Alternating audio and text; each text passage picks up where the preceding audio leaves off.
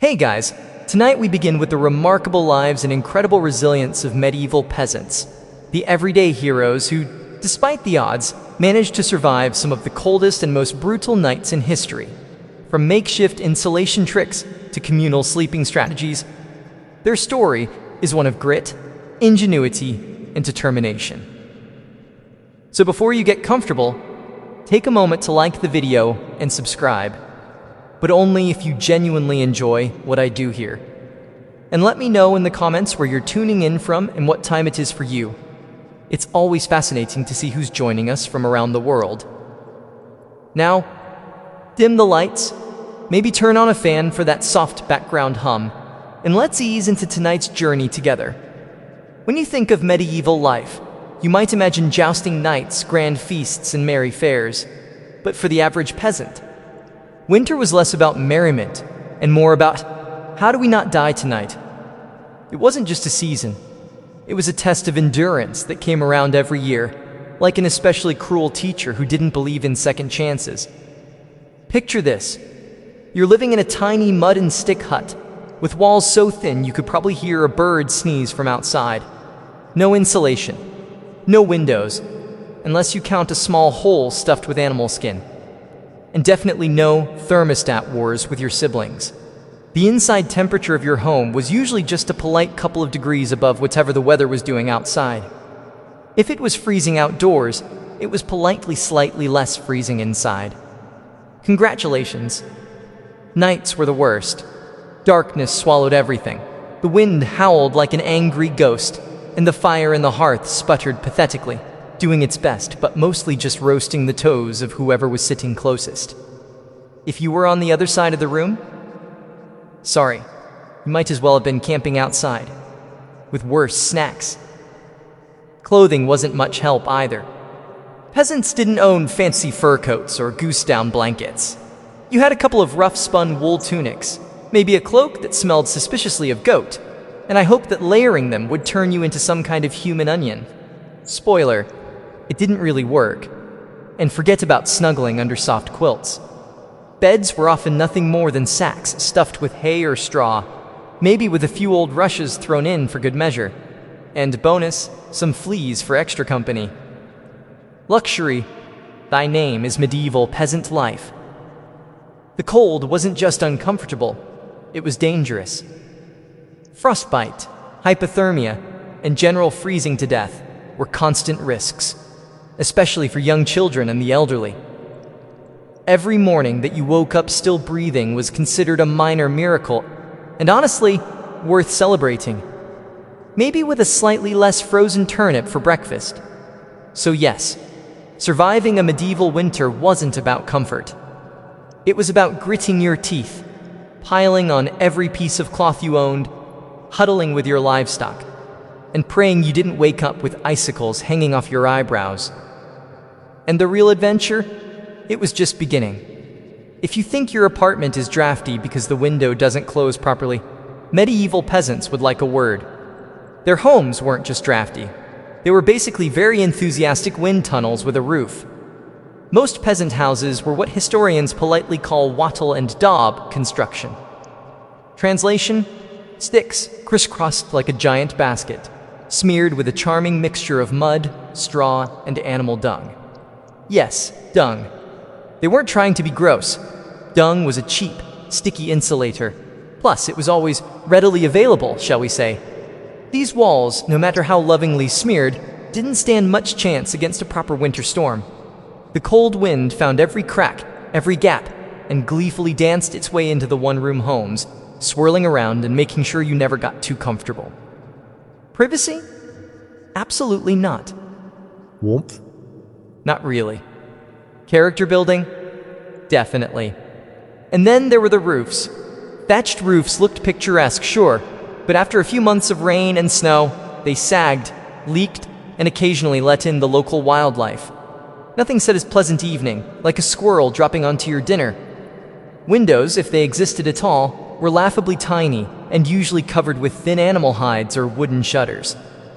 Glass was so expensive that even the lord of the manor probably couldn't afford more than a single tiny pane. And peasants? They were just happy if the wind didn't rip the cowhide right off the wall mid-blizzard. To make matters worse, floors were often just compacted dirt. When it rained or snowed heavily, mud seeped up through the ground, so technically you could say they had indoor water features. Not that they appreciated it. In winter, every step inside your own home could feel like trudging across a frozen marsh. Cold from below, cold from above, cold from inside. It was a three-dimensional assault on your body heat. But medieval peasants weren't the type to whine. They packed gaps with moss, jammed old rags into the worst drafts, and huddled close to each other. Human insulation at its finest. Creativity, stubbornness, and a bit of sheep grease rubbed into the walls were often the only things standing between them and becoming medieval popsicles. Because if your house was falling apart, and your best protection against the elements involved mud and goat hair, well, at least you could laugh about it. Sort of. If your teeth weren't chattering too hard. As if the freezing air wasn't enough, medieval peasants also had to battle a silent enemy rising from below, the frozen ground itself. Floors weren't really floors back then. They were just slightly flatter patches of earth inside your home. Maybe if you were lucky, someone had thrown down some straw or old rushes to give you the illusion of comfort. But make no mistake, you were sleeping one insulted back away from the cold, hard dirt. And oh, that cold was relentless. It seeped up from the earth like an evil little ghost, worming its way through the straw into your bones and straight into your very soul. If you dropped anything onto the floor during a winter night, congratulations. It was now part of the permafrost. Medieval peasants tried to fight this grim battle in a few ways. One method was layering thick mats of straw across the floor. If you could afford it, or more realistically, if you could steal enough of it from your neighbor's field without getting caught, you might have a decent insulating barrier. But straw flattened fast, got moldy even faster, and added an extra crunchy soundtrack to your already miserable nights. Some homes layered dried rushes onto the dirt instead. Every so often, they would throw fresh rushes on top without cleaning out the old ones. Over time, this created a fascinating ecosystem of decomposing plants, fleas, and whatever mystery creatures decided to move in. It was basically medieval carpet padding. If your carpet was alive, slightly damp, and smelled like a wet dog. Beds, for those who had them, didn't solve much. They were usually little more than wooden frames packed with, you guessed it, more straw or hay.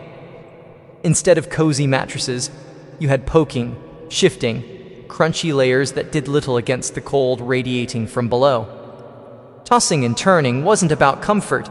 It was a desperate, awkward dance to keep blood flowing and avoid freezing one side of your body. The truth is, medieval peasants didn't conquer the icy ground so much as learn to live uncomfortably above it. A good night's sleep wasn't about dreams or softness. It was about waking up with all your toes still attached. And if you could pull that off, hey, you were doing better than most. If medieval homes had a single hero during winter, it wasn't the roof or the walls or even the brave layers of dirt and dung insulation. It was the hearth, a crackling, stubborn fire pit that served as the only real defense against the cold, the darkness, and the general gloom of medieval life. At the center of nearly every peasant home was a simple fire. No fireplace with a fancy stone mantel, no neat chimney sweeping the smoke skyward. Instead, you had a basic pit or pile of stones, some half-burned logs, and enough smoke pouring into the room to make you wonder if you were slowly becoming a ham. That's right. Most homes didn't even have chimneys. Smoke just kind of did its best. It drifted out through small holes in the roof, cracks in the walls, or right into your lungs if it was feeling lazy that evening. It wasn't ideal for breathing, or your overall lifespan. But on the bright side, it did a great job of fumigating fleas and other unwanted guests. Who needs pest control when you're marinating in smoke 24/7? The hearth wasn't just about warmth either. It was the kitchen, the light source, and sometimes even the medieval version of a television. People sat around the fire telling stories, gossiping, or just staring into the flames because, frankly, there wasn't much else to do after sunset. Keeping the fire alive wasn't just a nice idea. Steel, kindling, and more prayers than you'd ever offered before. Everyone in the family had a duty: stoking the flames, watching the embers, adding peat, sticks, or if you were lucky, a precious piece of dry wood. It was a constant battle between human persistence and the smothering cold that wanted nothing more than to snuff you out. The hearth didn't guarantee survival, but without it, survival was downright impossible. It was a smoky, sputtering, often disappointing little fire. But in a medieval winter, it was the beating heart of hope. If there was one thing medieval peasants feared more than running out of ale, it was letting the fire go out overnight. Without that warm, flickering lifeline, the cold would creep in faster than a tax collector after harvest. And in the dead of winter, restarting a fire from scratch, it wasn't just inconvenient, it could be deadly. Matches didn't exist yet. Lighters? Dream on. Rekindling a fire meant striking flint and steel together, praying for a single precious spark, and then coddling that spark with tender love and whatever dry kindling you hadn't already burned days ago. Imagine trying to do all this in the freezing dark, half asleep with frozen fingers. Now add a hungry wolf howling in the distance for extra motivation. So peasants got smart. They banked the fire. No, not in a cozy savings account. Banking meant carefully burying the embers under a mound of ash right before bed. The ash acted like a blanket, insulating the glowing coals and keeping them alive, just barely, until morning. If you did it right, you could stroll over at sunrise, poke the pile a little, add fresh wood, and voila, fire without the frostbite. But if you did it wrong, well, let's just say mornings got a whole lot colder and a whole lot grumpier. Fire banking was an art, passed down from parent to child like a prized family recipe. Everyone had their own little secrets. Some said use dry ash only, others insisted a bit of dampness was key. Some packed the embers tight, others let them brew. You could practically start a medieval argument just by suggesting a better fire banking method. It was the ancient version of arguing over barbecue techniques, just with slightly higher survival stakes. Sometimes banking the fire wasn't enough. A howling wind might sneak through a crack and snuff it out anyway, or a clumsy sheep might stumble into the hearth. Yes, it happened. That's why some families took turns getting up in the night to check the coals, basically the medieval equivalent of sleepwalking to the thermostat. In the end, fire banking was less about mastering nature and more about buying just a few more precious hours of warmth. And if you woke up to even a single surviving ember, that was your victory, right there, and enough to face another day of battling the cold. In medieval times, the phrase, "the more, the merrier," wasn't just about parties, it was a winter survival tactic. When the fire sputtered and the freezing winds whistled through every crack, there was one surefire source of warmth: each other. And if that meant sleeping cheek to cheek with your entire family, neighbors, livestock, and possibly a very confused goose, so be it. Forget about personal space. Privacy wasn't even a concept. On the coldest nights, the goal wasn't comfort.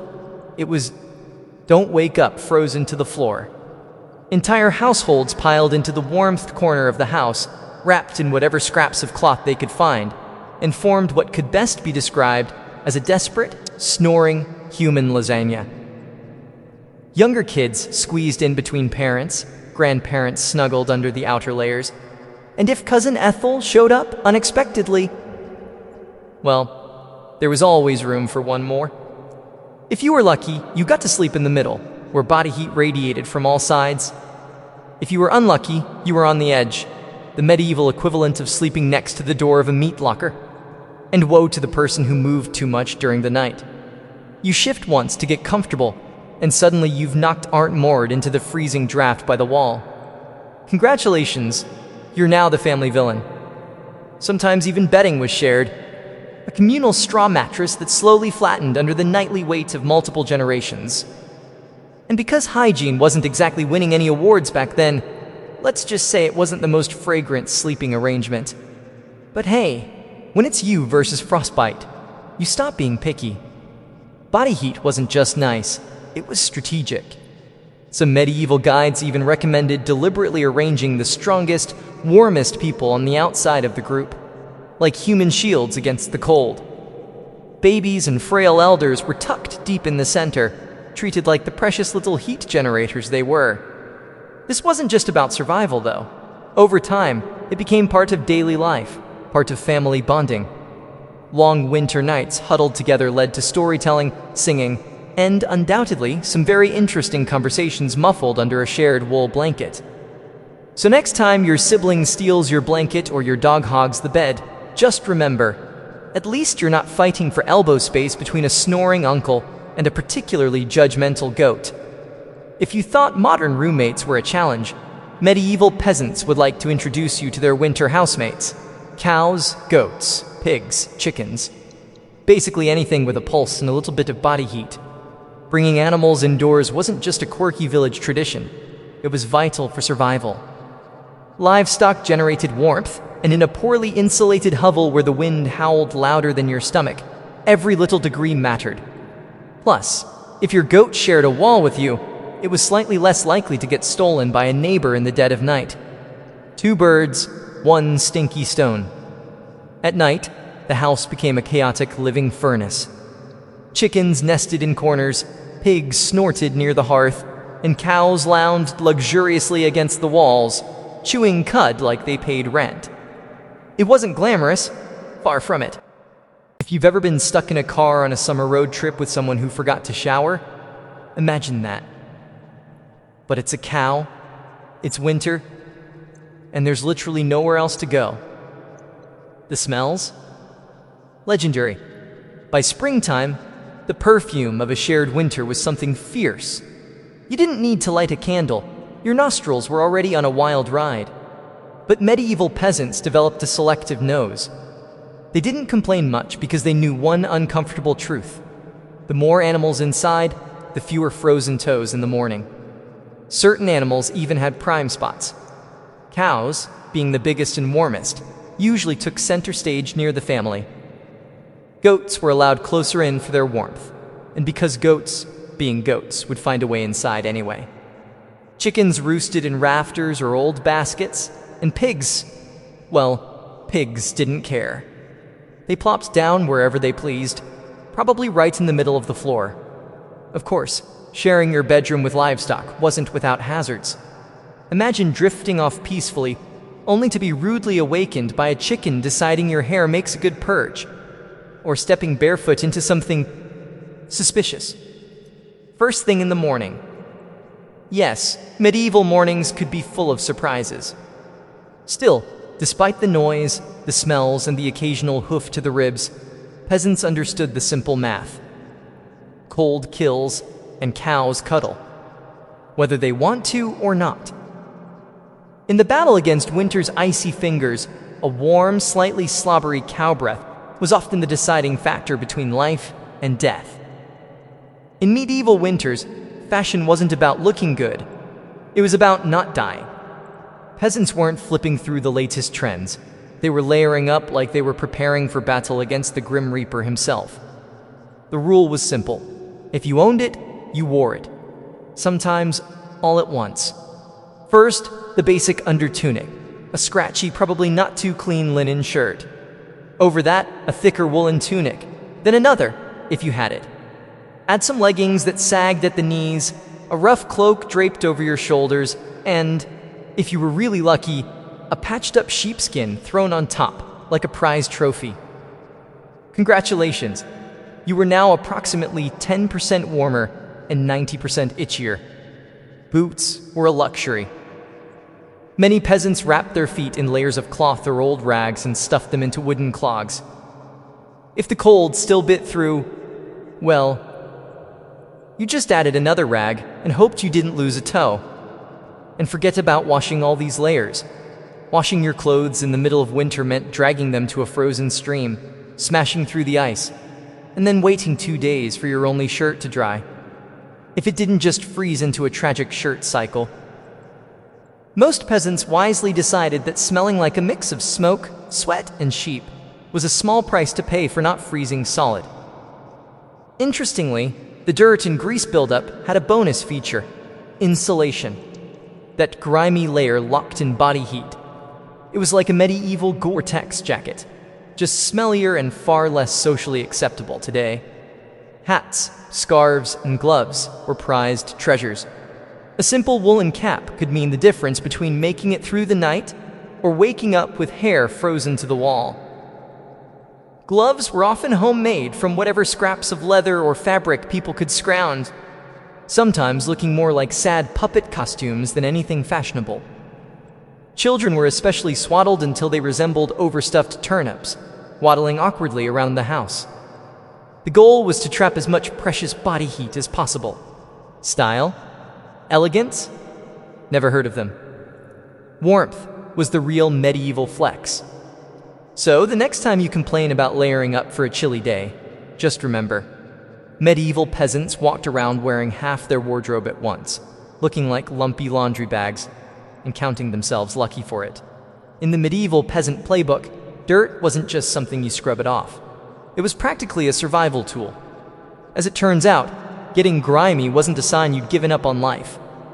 It was tactical, strategic, dare we say, genius. See, winter posed a very specific problem: heat loss. Clean clothes, especially freshly laundered linen, were surprisingly terrible at keeping you warm. They were breathable, sure, but when the air temperature hovered somewhere between hypothermia and instant regret, breathable wasn't exactly a selling point. That's where dirt came in. As peasants trudged through day after day without washing their clothing, layers of grime, natural body oils, and good old-fashioned mud began to build up on their tunics, cloaks, and leggings. Over time, this natural armor clogged the tiny gaps in the fabric, making clothes more wind-resistant. It was like medieval weatherproofing, just smellier. Sure, you smelled like a goat who lost a bet, but guess what? You were warm. In fact, some medieval folks believed that washing yourself too often in winter could actually make you sick. Better to keep that protective, holy filth barrier intact. Bathing was rare, laundry even rarer, and soap, when it existed, was reserved for serious occasions, like when the bishop showed up, or maybe right before you died. Adding to the strategy, peasants layered their clothes without changing the ones underneath. You just threw your new layer on top of last month's. Eventually, you became a walking museum of the past 6 weeks. Every stain telling the heroic story of that one time I slipped in the mud but didn't die. To outside observers, medieval peasants might have looked and smelled like they had completely given up on hygiene. But the peasants knew better.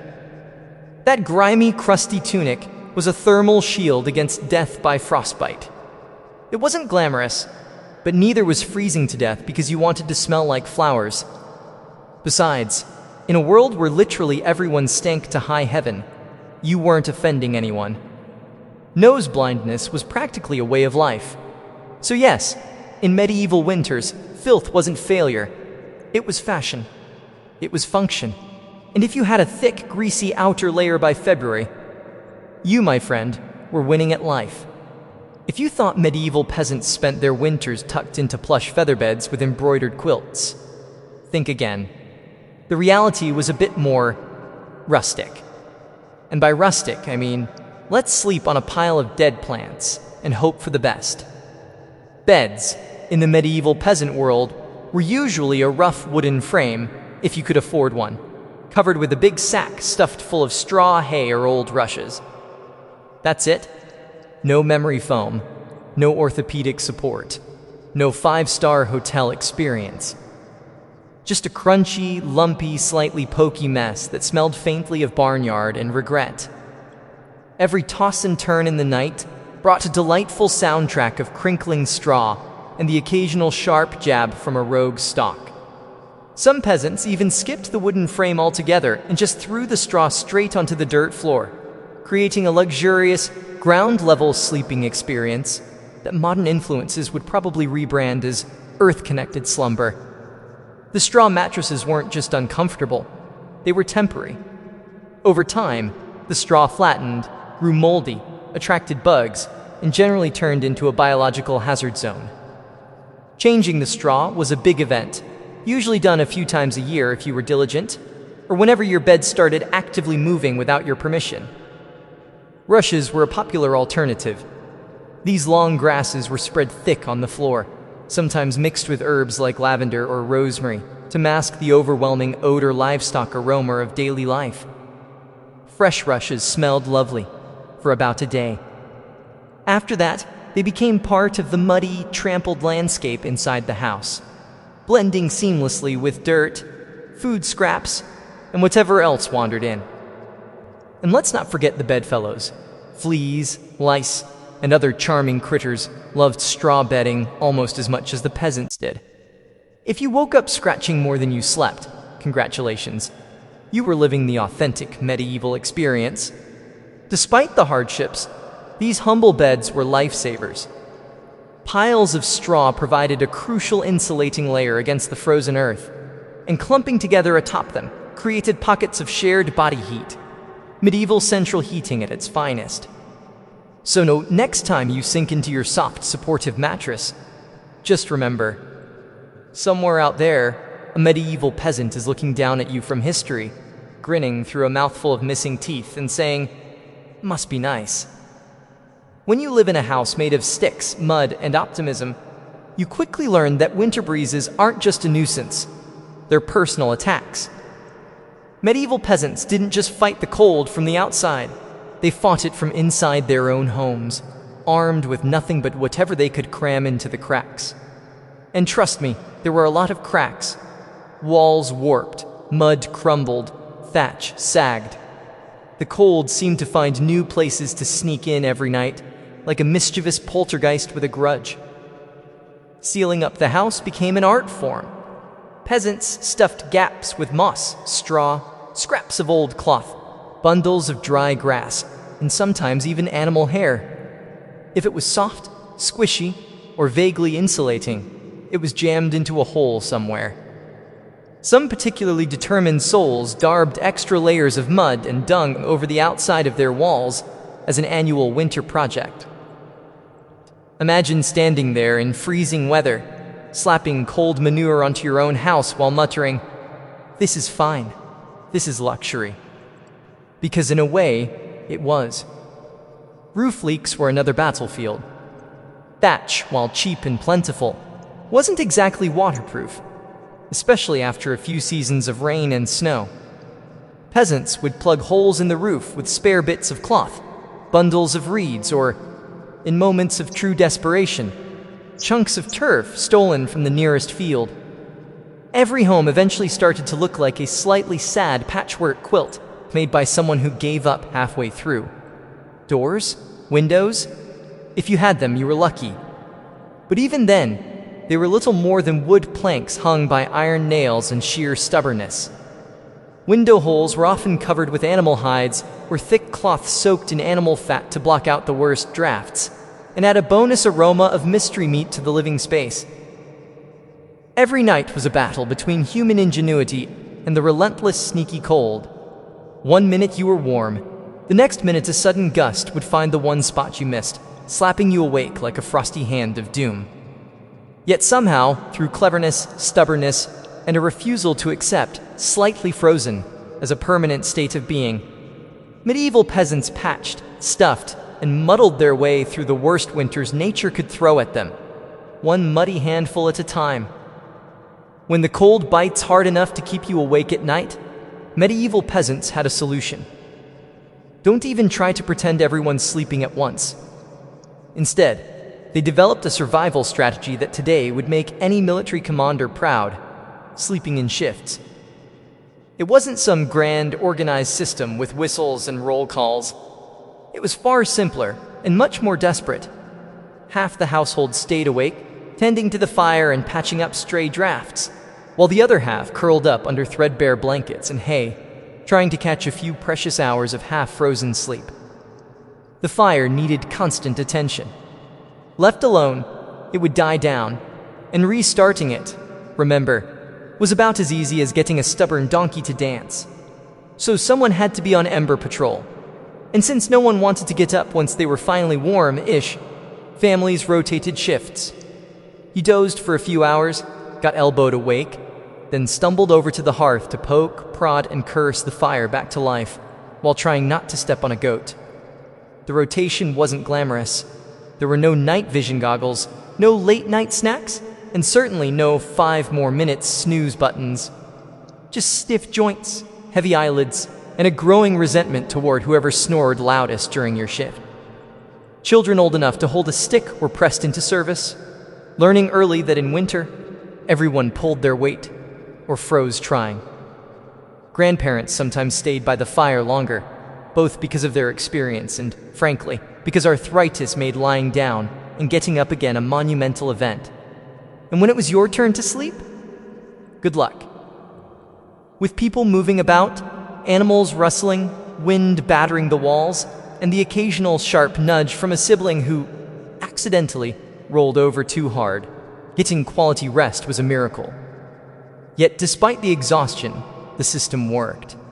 Sleeping in shifts meant that there was always a set of eyes and cold, begrudging hands, ready to keep the hearth alive. The embers survived, and by extension, so did the family. So next time you grumble about waking up to adjust the thermostat or let the cat out, spare a thought for the medieval peasant squinting into a smoking fire at 3 a.m., wondering if toes were really that important after all. You know it's cold when you have to think about how you breathe just to stay alive. Medieval peasants didn't just battle the freezing air with cloaks, fires, and creative sleeping arrangements. They even adjusted the way they inhaled and exhaled to survive the night. The problem was simple. Deep, open-mouthed breathing pulled icy air straight into your lungs. In a world where pneumonia could kill you faster than you could say, "Hail Mary," that was a risk nobody wanted to take. So peasants learned the art of what you might call survival breathing. Instead of sucking in huge gulps of air like they'd just run a marathon, they kept their breathing shallow, slow, and, most importantly, through the nose. The idea was to gently warm the incoming air a bit before it hit their lungs. It wasn't perfect, but it was better than coughing yourself into the grave by February. If you accidentally took a big mouthful of cold air, congratulations. You just bought yourself a ticket to a week of hacking up bits of what felt like your soul, with no doctors in sight, and grandma treating you with hot onion tea and firm prayers. Some people even tucked parts of their cloaks, shawls, or rags up over their faces while they slept, creating a makeshift, breath-warmer barrier. Of course, this also meant you ended up with a damp, slightly soggy fabric patch clinging to your mouth by morning, but hey, it beat freezing from the inside out. Children were taught these tricks early on. Parents would scold little ones for panting like dogs indoors during the cold months.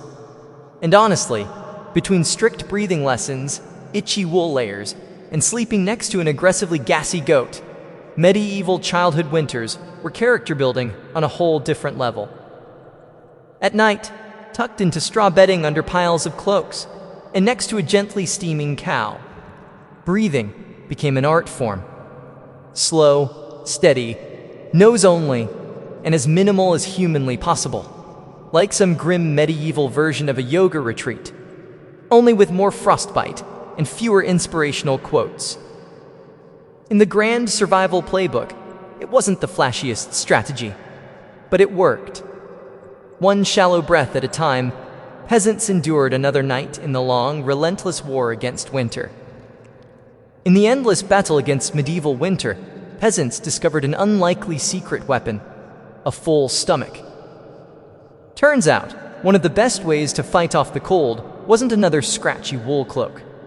It was stuffing yourself with something hearty and heavy right before bed. Calories meant warmth. The more your body had to digest, the more it heated itself up doing the work. It's basic medieval thermodynamics. Eat a heavy meal, generate internal heat, and maybe, just maybe, survive until morning without turning into a peasant-shaped popsicle. So what did medieval peasants pile onto their plates before a long freezing night? Think thick stews, heavy with root vegetables like turnips, onions, and parsnips. Grains were lifesavers too. Oat porridge, barley gruel, or dense, chewy rye bread. If you were especially lucky, say, after a festival day or a generous slaughter, you might even get a hunk of salted pork or a slice of dried sausage thrown into the pot. This wasn't comfort food in the Instagram sense. No delicate presentation, no artisanal garnishes. It was one enormous, vaguely brown meal, designed to sit in your gut like a friendly brick, slowly burning through the night and keeping you just a little bit warmer. It wasn't just about eating a lot. It was about eating smart. Foods that took longer to digest provided a slow, steady trickle of warmth. Fatty foods were particularly prized, not just for the energy they provided, but because fat burns slower than lean meat. A belly full of stew, bread, and a questionable amount of lard. Peak medieval winter luxury. Parents made sure even the pickiest children ate heartily. Nobody cared if little Thomas didn't like turnips. You ate the turnips, or you shivered through the night thinking about how much you missed the turnips. Harsh but effective parenting. Medieval style. Of course, heavy nighttime eating came with its own hazards. You might be warmer, but you were also risking a night of vivid, bizarre dreams, fueled by a stomach trying desperately to process an entire field's worth of cabbages. Was it worth it? Absolutely. Because in the end, peasants weren't aiming for a Michelin star meal, they were aiming to survive. And if that meant going to bed full, bloated, and breathing gently through your nose next to a steaming cow, well, that was just another night in the ongoing quest to see another frosty sunrise. Long before electric blankets and fancy heated mattress pads, medieval peasants had to get creative if they wanted a little extra warmth at bedtime. And that's how the humble haybox and the ever-glamorous heated stone became winter's unsung heroes. Let's start with the haybox. It sounds rustic, and it absolutely was, but the idea was pure genius. Peasants would take a sturdy wooden box, line it thickly with hay, and use it to store food that had been cooked earlier, keeping it warm for hours. Leftover stew, hot porridge, toss it into the hay box, cover it up, and it stayed hot enough for a late-night snack without needing to risk reigniting the fire. Medieval slow cookers, basically. But peasants didn't just stop at food. They realized if hay could trap the heat from a stew pot, it could also trap the heat from something even better. Rocks. Enter the era of the heated stone. Before heading to bed, someone, probably whichever unlucky child lost the family argument, would grab a flat stone and chuck it into the heart of the hearth fire. After roasting it until it was nearly too hot to touch, a fine line between helpful and third-degree burn, they'd fish it out using a stick or some old tongs. The stone, still radiating blissful warmth, would be carefully wrapped in rags, tucked into an old piece of cloth, or jammed into a clay pot, then slipped under the hay in the mattress or down at the foot of the bed. A medieval heating pad, ready to do battle against the frozen earth. Of course, there were risks. If you didn't wrap the stone properly, congratulations, you now had a small, localized house fire. And if you dropped it on your foot, well, let's just say winter injuries weren't always caused by slipping on ice. But when everything went right, that stone provided precious, comforting warmth that could last for hours. It wasn't luxurious, but when you lived in a half-frozen hut, luxury was defined as not waking up with icicles dangling from your nose.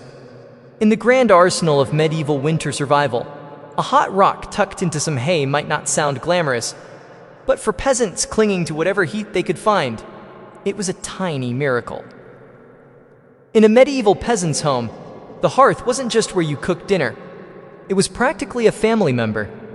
A temperamental, smoky, sometimes uncooperative family member, sure, but still absolutely essential to survival, especially when it came time to sleep. The closer you were to the fire, the better your odds of waking up unfrozen. That meant sleeping arrangements were less about personal preference and more about strategic positioning. Infants, the elderly, and anyone sick or frail got first dibs on prime hearth real estate. Parents, older kids, and sturdier adults fanned out from there like human insulation layers. Being assigned a spot close to the fire wasn't just kindness, it was basic survival math. Babies were fragile heat generators, and elders were precious repositories of family knowledge, and, let's be honest, the best gossip. Protecting them with prime warmth was non-negotiable. But it wasn't all cozy toasting by the flames. Too close, and you risked waking up with your hair singed or your cloak smoldering suspiciously. Too far, and you were basically camping in an icebox. It was a delicate dance.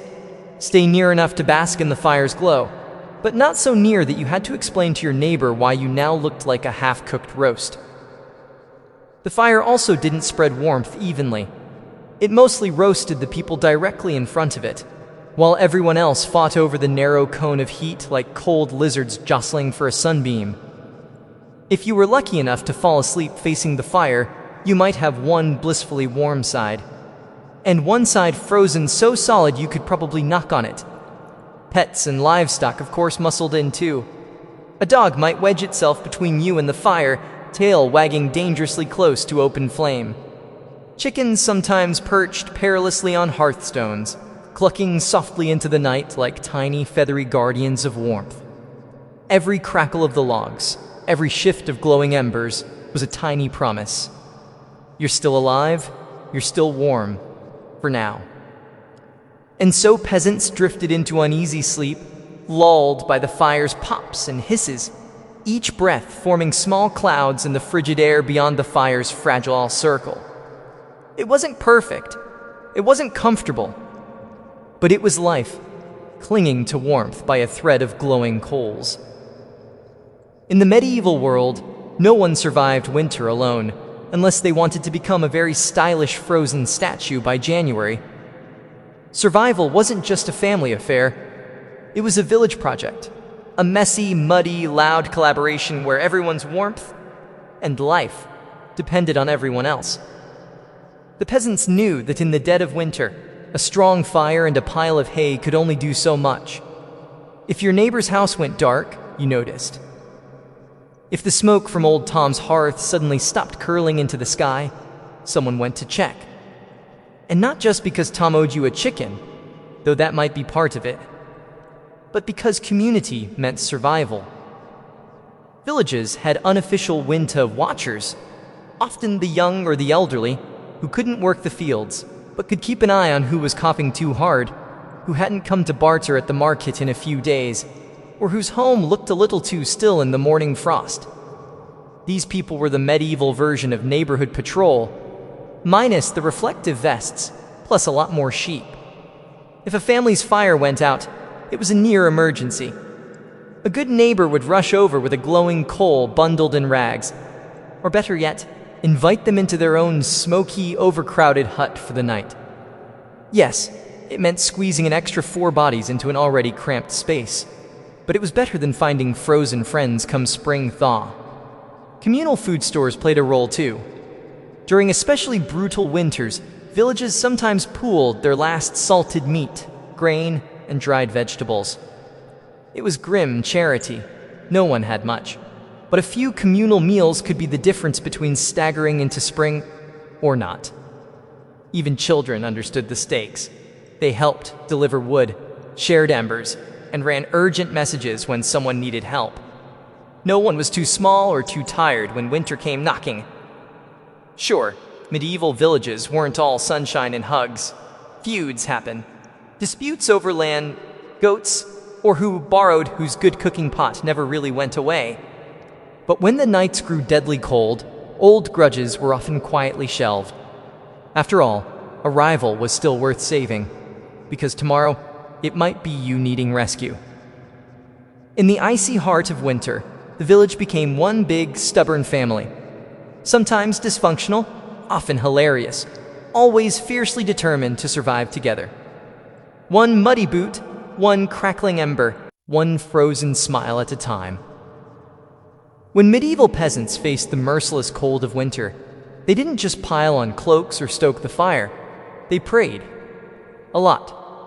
Because when the wind howled like wolves outside your paper-thin walls and the fire shrank into sullen embers, you wanted every possible advantage, including a little divine intervention. Faith wasn't just a Sunday affair back then. It was woven into every frozen breath. Before crawling under layers of straw and scratchy wool, families would kneel together, offering up hurried prayers to keep the fire burning, the roof intact, and their toes attached by morning. Saints became more than distant holy figures. They were winter's frontline defense. Saint Blaise, for instance, was called upon to protect against throat ailments. Not a minor concern when one mouthful of icy air could land you coughing up your soul. Saint Nicholas wasn't just the jolly gift-giver of later legend. He was also asked to protect households from sudden ruin during the lean, deadly months. Superstitions wrapped themselves snugly around daily survival. Some families sprinkled a little holy water near the hearth before sleeping, hoping it would protect against evil spirits, or at the very least, mischievous drafts. Others marked doorways with blessed chalk after certain feast days, pleading for warmth and luck to find their way inside. Candles played a role too. Special vigil candles, often blessed by the local priest or the most pious old woman in the village, were sometimes kept burning throughout the night, a flickering plea against the cold darkness clawing at the walls. And of course, no serious winter prayer session was complete without a few promises. Dear Lord, if you just get us through this night, I swear I'll be kinder to my neighbor, even the one who keeps stealing our turnips. Faith wasn't some abstract comfort. It was a daily, urgent conversation. The peasants weren't asking for luxury, just survival. A little heat, a little food, and one more day to muddle through until spring broke the frozen grip on their tiny villages.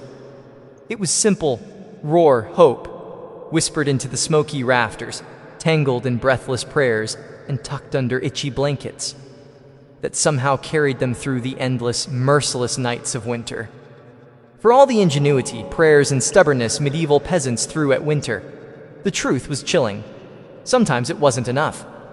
And when winter won, it didn't just take a few unlucky souls. It took entire families, whole villages, vanishing them into silence beneath the heavy shroud of snow and ice. Some winters were particularly cruel, like the infamous Great Famine Winter of 1315, when rains destroyed crops, livestock starved, and freezing temperatures turned an already brutal existence into a slow, grinding disaster. People were so desperate that stories whispered of eating shoe leather, bark, and, in the most horrifying cases, each other. Failure to keep the fire alive wasn't just an inconvenience. It was often a death sentence. Without the hearth's meager warmth, families huddled together for the final time. Neighbors would sometimes stumble across whole households in spring, bodies still locked in one another's frozen embrace, as if trying to share just a little more heat until the very end. Houses themselves could collapse under the weight of heavy snow or battering ice storms. A roof giving way in the middle of a frozen night wasn't just catastrophic. It was often fatal. Dragging yourself through thigh-deep snow to beg shelter from neighbors wasn't a guarantee either, especially if those neighbors were already stretched to the breaking point. Disease loved the cold, too. Starvation weakened the body, and cramped, smoky homes turned into breeding grounds for pneumonia, bronchitis, and other deadly infections. A simple cough in December could easily be a funeral by January. And then there was the quiet horror: frostbite. Fingers, toes, even ears blackened and died while still attached to their owners. Some villagers survived winters at the cost of their limbs, a grim badge of honor that said, "I made it through, but winter took a piece of me." Yet what's most haunting isn't just the death, it's the eerie normalcy of it. People accepted that each winter, some among them wouldn't see the thaw. Death wasn't unexpected. It was just another neighbor at the door, wrapped in frost, waiting its turn. Even amid the bitter cold and constant threat, medieval peasants pressed on, stubborn, grieving, clinging to life. Because as long as there was one ember left in the hearth, one breath hanging in the frozen air, there was still a fight worth fighting. When we look back at medieval peasants, those muddy, frost-bitten survivors of endless winters, it's tempting to see only their hardships: the cracked hands, the frozen toes, the smoke-choked huts. But buried beneath all that struggle is something far more powerful. A legacy of raw, stubborn ingenuity and unbreakable endurance. They didn't have central heating, thermal jackets, or cozy memory foam mattresses. They didn't even have the luxury of assuming they'd survive until spring. But what they did have, and what they left behind, was the blueprint for resilience. Every hay-stuffed mattress, every hand-banked fire, every moss-crammed wall gap was a testament to human creativity under pressure. Faced with impossible odds, they didn't collapse in despair. They adapted. They learned from the land, from each other, and from the bitter lessons carved by each brutal winter. Their communities were built on more than shared land. They were built on shared survival. They taught each other to watch over the sick, to pool resources when food ran low, to trust that helping a freezing neighbor today meant someone might help you tomorrow. They lived by the understanding that no one beats winter alone. Their faith, too, was a kind of endurance. They wove prayers into their daily lives, not just out of fear, but out of hope. Fragile, stubborn hope that tomorrow might be a little warmer, a little brighter. Hope that after 100 dark nights, spring would come again, and life would find a way to push through the frozen ground. And somehow, it did. Because of their sacrifices, because of their unglamorous victories, surviving one more night, one more storm, future generations thrive. Bit by frozen bit, they pushed humanity forward, enduring winters their ancestors could barely survive, until warmth and comfort became common expectations instead of distant dreams. Their blood, sweat, and ingenuity are stitched invisibly into the lives we live now. Every cozy blanket, every warm house, every lazy winter evening spent sipping tea under soft lights. All of it is the end result of countless medieval peasants refusing to give in to the cold. So the next time the wind howls outside your double-paned window, maybe spare a thought for them. The nameless, fearless ones who turned shivering survival into a living legacy. One ember, one breath, one stubborn heartbeat at a time. Anne Boleyn didn't come into the world with a crown on her head or armies at her feet. Born around 1501, likely at Blickling Hall or Hever Castle, she was the daughter of Thomas Boleyn, an ambitious diplomat, and Elizabeth Howard, a noblewoman with powerful family ties.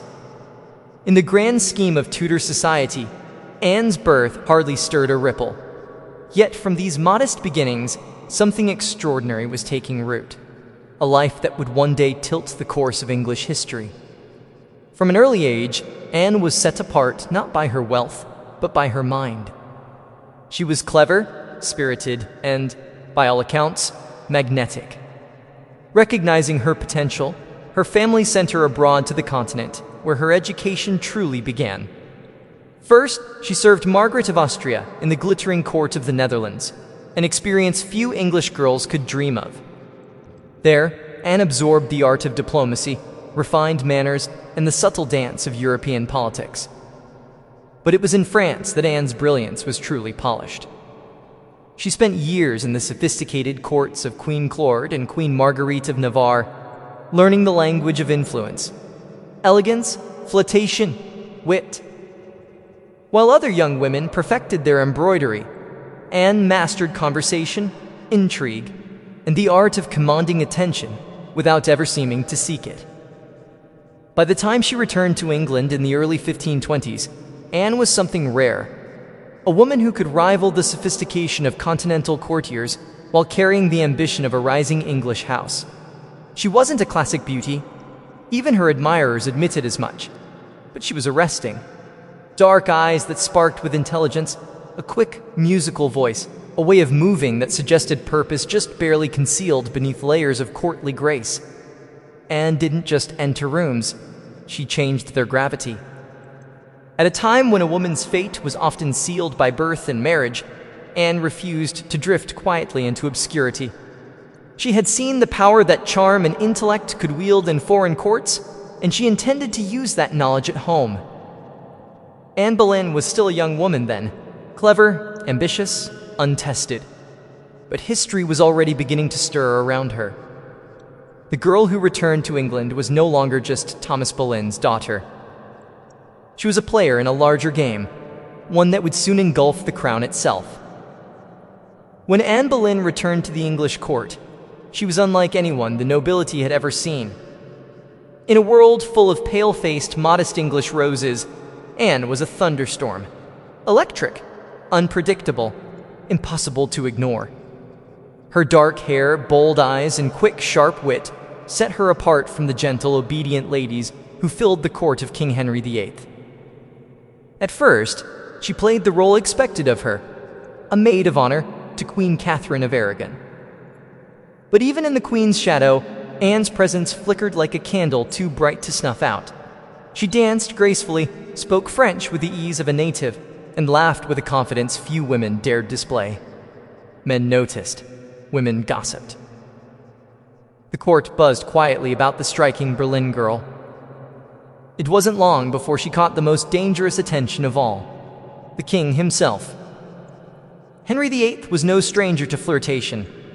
His court was a playground of whispered promises and secret liaisons. But Anne was different. She didn't swoon at his compliments or fall eagerly into his arms like so many others had. She teased, she challenged, she refused. Henry, a man used to instant adoration, was captivated. The more Anne held him at arm's length, the deeper he fell. Letters passed between them, filled with declarations of love, frustration, longing. Henry offered her the role of royal mistress, the most powerful unofficial position at court. Anne, astonishingly, said no. She would not be just another conquest, a forgotten mistress lost to time. If Henry wanted her, he would have to make her his wife. It was a gamble so audacious that it stunned the court. After all, the king was already married. His queen, Catherine, was beloved by the people and fiercely protected by her nephew, the Holy Roman Emperor. The church itself would have to be defied for Henry to claim Anne. But Anne didn't flinch. She had lived in the courts of Europe, where queens wielded soft power from behind lace fans and painted smiles. She knew ambition was a dangerous game, but it was a game she intended to win. Standing in the candlelit halls of the English court, Anne Boleyn made her choice, not to be merely admired, but to change her destiny, and England's, forever. What began as an intense flirtation between King Henry VIII and Anne Boleyn soon spiraled into a national crisis. Henry wasn't merely besotted, he was obsessed. And in his obsession, he was willing to tear apart everything England had known for centuries. The king's desire to marry Anne hit a small snag. Namely, he was already married to Queen Catherine of Aragon. Catherine, dignified and resilient, refused to quietly step aside. She had been Henry's faithful wife for 2 decades, and in the eyes of God and the English people, she was the rightful queen. Divorce wasn't just scandalous, it was almost unthinkable.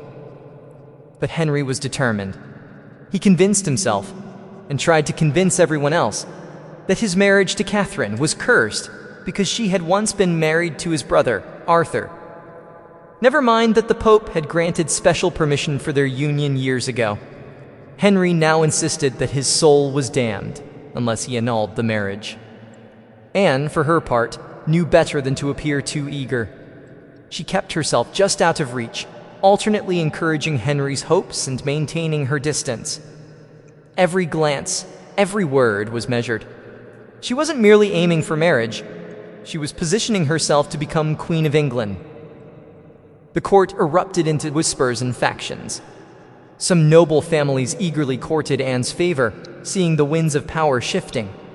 Others clung fiercely to Queen Catherine, horrified at the idea of Anne replacing her. Diplomats wrote desperate letters back to Rome. Foreign monarchs threatened retaliation. Henry's own advisors shifted uneasily, sensing the ground trembling beneath their feet. As months turned into years, Henry's frustration grew. He bombarded the Pope with petitions, maneuvered his lawyers into finding loopholes, and slowly began to realize that the church would not bend easily. Catherine had powerful allies, including her nephew, Emperor Charles V, the most powerful man in Europe. Still, Henry pressed on, defying advice, tradition, and increasingly, the law itself. His courtship with Anne had become something far greater than personal desire. It was now a challenge to the very structure of England's political and religious life. Anne wasn't just capturing a king's heart. She was dragging an entire kingdom into uncharted waters. A dangerous game had begun, and there could be no turning back. After nearly 7 agonizing years of maneuvering, scandal, and diplomatic chaos, Anne Boleyn's gamble paid off. In January 1533, she secretly married Henry VIII, a bold move, given that he was still, technically, married to Catherine of Aragon in the eyes of the Pope and much of Europe. By June, Anne was crowned Queen of England in a lavish ceremony at Westminster Abbey. It should have been the crowning moment of her life, but the atmosphere was far from universally joyful. The people of London watched with wary eyes. Some cheered, others muttered prayers for Queen Catherine. Many wondered if this new queen, with her French manners and daring spirit, was a blessing or a curse. Anne entered her queenship not as a beloved figure, but as a storm. Unlike Catherine, who embodied traditional English values of humility and piety, Anne was dazzling, provocative, and politically savvy. She wore bold colors, commanded the court with sharp intelligence, and made powerful enemies with breathtaking speed. Her position, while seemingly secure, was also terrifyingly precarious. Everything rested on one thing: providing Henry with a male heir. Anne knew this as keenly as anyone. She was not merely Henry's lover anymore. She was the hope of a dynasty. Early in her pregnancy, Anne and Henry were elated, certain the child would be a boy. But in September 1533, Anne gave birth to a daughter, Elizabeth. To Anne's credit, she masked her crushing disappointment with grace, insisting the next child would surely be a son. Henry, however, was less composed. His eyes, once full of adoration, now flickered with doubt. Still, for a time, Anne's star burned brightly. She reshaped the English court in her image, elevating her family to unprecedented heights and becoming the first queen in English history crowned with the sacred oil usually reserved for kings. Her influence was vast. Foreign ambassadors sought her favor. Courtiers reshuffled alliances to be in her good graces. The once obedient Henry began moving England officially away from Rome, creating the Church of England with himself at its head, all so that Anne's crown could not be questioned. Yet even in her triumph, dark clouds gathered. Friends whispered behind their hands. Rivals circled, waiting. And Henry, fickle and restless, was already beginning to look beyond the brilliant woman who had rewritten the kingdom for him. Anne had won the throne, but keeping it would demand more than charm, ambition, or even love. Anne Boleyn had climbed higher than almost any woman of her time. But the higher you rise, the harder the fall. Almost from the moment she placed the crown on her head, the cracks in her world began to show. At the heart of Anne's struggles was the pressure to produce a male heir. Her first child, Elizabeth, though bright and healthy, was not the son Henry V had hung his dynastic hopes upon. And the clock was ticking. Anne suffered multiple pregnancies in quick succession, but heartbreak followed. Miscarriages that left her physically weakened and emotionally battered. Each lost child chipped away at the foundation she had built. Henry, once passionately devoted, began to pull away, his disappointment carving rifts between them. Anne, never one to suffer in silence, argued, demanded, fought to keep her place. But Henry, a man who prized obedience as much as beauty, grew tired of her sharpness, her defiance, the very fire that had once drawn him in. Outside the royal chambers, enemies were gathering like wolves. Many nobles who had tolerated Anne's rise with gritted teeth now openly schemed for her downfall. Catherine of Aragon's supporters never forgave Anne for what they saw as theft and sacrilege. Even commoners whispered against her, calling her the Great Whore, blaming her for the schism with Rome and the heavy-handed changes that followed. And then came Jane Seymour, quiet, demure, everything Anne was not. Jane captured Henry's wandering attention just as Anne's influence began to wane. Where Anne had dazzled him with brilliance and challenge, Jane offered soothing compliance. It was a dangerous shift, and Anne, perceptive as ever, saw it happening. She tried to reclaim her position, lavishing attention on Henry, promising more sons, begging for patience. But the king, ever fickle, had already begun imagining life without the woman for whom he had once torn a kingdom apart. Anne's political enemies, including Thomas Cromwell, once her ally, sensed the changing tide. They began laying the groundwork for a campaign of destruction, quietly gathering accusations, rumors, and witnesses. The woman who had played the dangerous game of ambition so masterfully was now losing ground. Anne had won her crown through cunning and courage. But in the brutal, shifting world of Henry's court, past victories meant little. Only fresh success mattered, and Anne's enemies were sharpening their knives. The queen who had shattered a kingdom would soon see how quickly a kingdom could shatter her. Anne Boleyn's enemies didn't attack her with armies or swords. They came with whispers, secrets, and carefully sharpened lies. In the back rooms of court, betrayal was brewing. Silent, patient, deadly. Thomas Cromwell, once Anne's greatest ally in the English Reformation, had turned against her. Their alliance had been built on mutual ambition, but now their interests clashed. Anne wanted reforms to help the poor and limit the power of greedy nobles. Cromwell wanted stability, favor with Henry, and no interference. Anne's boldness had made her dangerous. And in Henry's fickle heart, love had curdled into irritation, suspicion, and cold detachment. Anne had few true friends left. Even her charm, once her greatest weapon, now grated against the court's hunger for a gentler, more pliable queen. And Jane Seymour, quiet and calculating, waited just out of sight, the perfect contrast to Anne's fading fire. It was Cromwell who moved first, knowing Henry was restless, knowing that the king wanted an exit but lacked a convenient excuse. Cromwell offered a solution.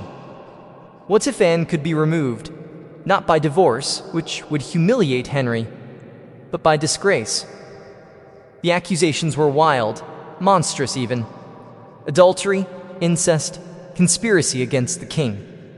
Anne, the proud, brilliant queen, painted as a betrayer, a temptress, a threat to the very crown she once redefined. Cromwell carefully gathered evidence, coaxing confessions under torture, twisting courtly flirtations into damning testimony. Several men, including Anne's own brother, George Boleyn, were arrested. The charges made little sense. They were riddled with contradictions and impossibilities. But in Henry's court, truth was whatever the king needed it to be. Anne, sensing the tightening noose, fought desperately. She appealed to Henry's memory, to the love they had once shared. But it was no use. The man who had once torn England apart for her now refused to meet her eyes. In May 1536, Anne was arrested and taken to the Tower of London. As the great gates slammed shut behind her, she knew the truth. She was no longer a queen. She was a prisoner, a pawn trapped in the brutal game she had once played so masterfully. Betrayal had sealed her fate. And now, alone in the tower, Anne Boleyn waited for the final move. Anne Boleyn stood in the great hall of the Tower of London, facing a tribunal of nobles, many of whom owed their very titles and fortunes to her rise. Now, they sat in judgment, cold and watchful, prepared to erase the woman who had once changed the destiny of England. The charges against her were shocking: adultery with multiple men, including her own brother, George Boleyn, high treason, conspiracy against the king. In another world, such accusations against a queen would have been unthinkable. But here, now, they were simply theater. A grim performance designed to give Henry VIII exactly what he wanted: Anne's downfall, wrapped in a thin veil of legality. Anne defended herself with the same fire that had once won Henry's heart. She denied every accusation with intelligence, precision, and an unwavering composure that astonished even her enemies. She reminded them that she had been crowned with sacred oil, chosen by God, and anointed as Queen of England. She reminded them of her loyalty, her sacrifices, her love. But it was all for nothing. The verdict had been decided long before Anne set foot in the courtroom. The trial was a spectacle for the court and for the people, a public unmaking of a once unbreakable woman. Witness after witness, many coerced or bribed, spoke damning words. Dates and places contradicted each other. Evidence was flimsy when it existed at all. But the truth was irrelevant now. Anne was found guilty. Her brother George and the other men accused with her were sentenced to death as well. Anne would be executed by beheading, a merciful sentence compared to the usual treat as death of hanging, drawing, and quartering. When the verdict was read, Anne did not break. She stood tall, her face pale, but her spirit fiercely intact. In those final moments before being led back to her cell, she spoke clearly, declaring that she was prepared to die, and prayed that God would have mercy on her soul.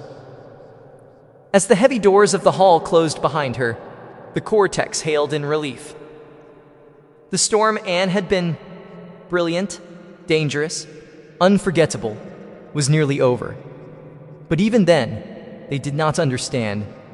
They were not erasing Anne Boleyn. They were immortalizing her, in betrayal, in tragedy, and in legend.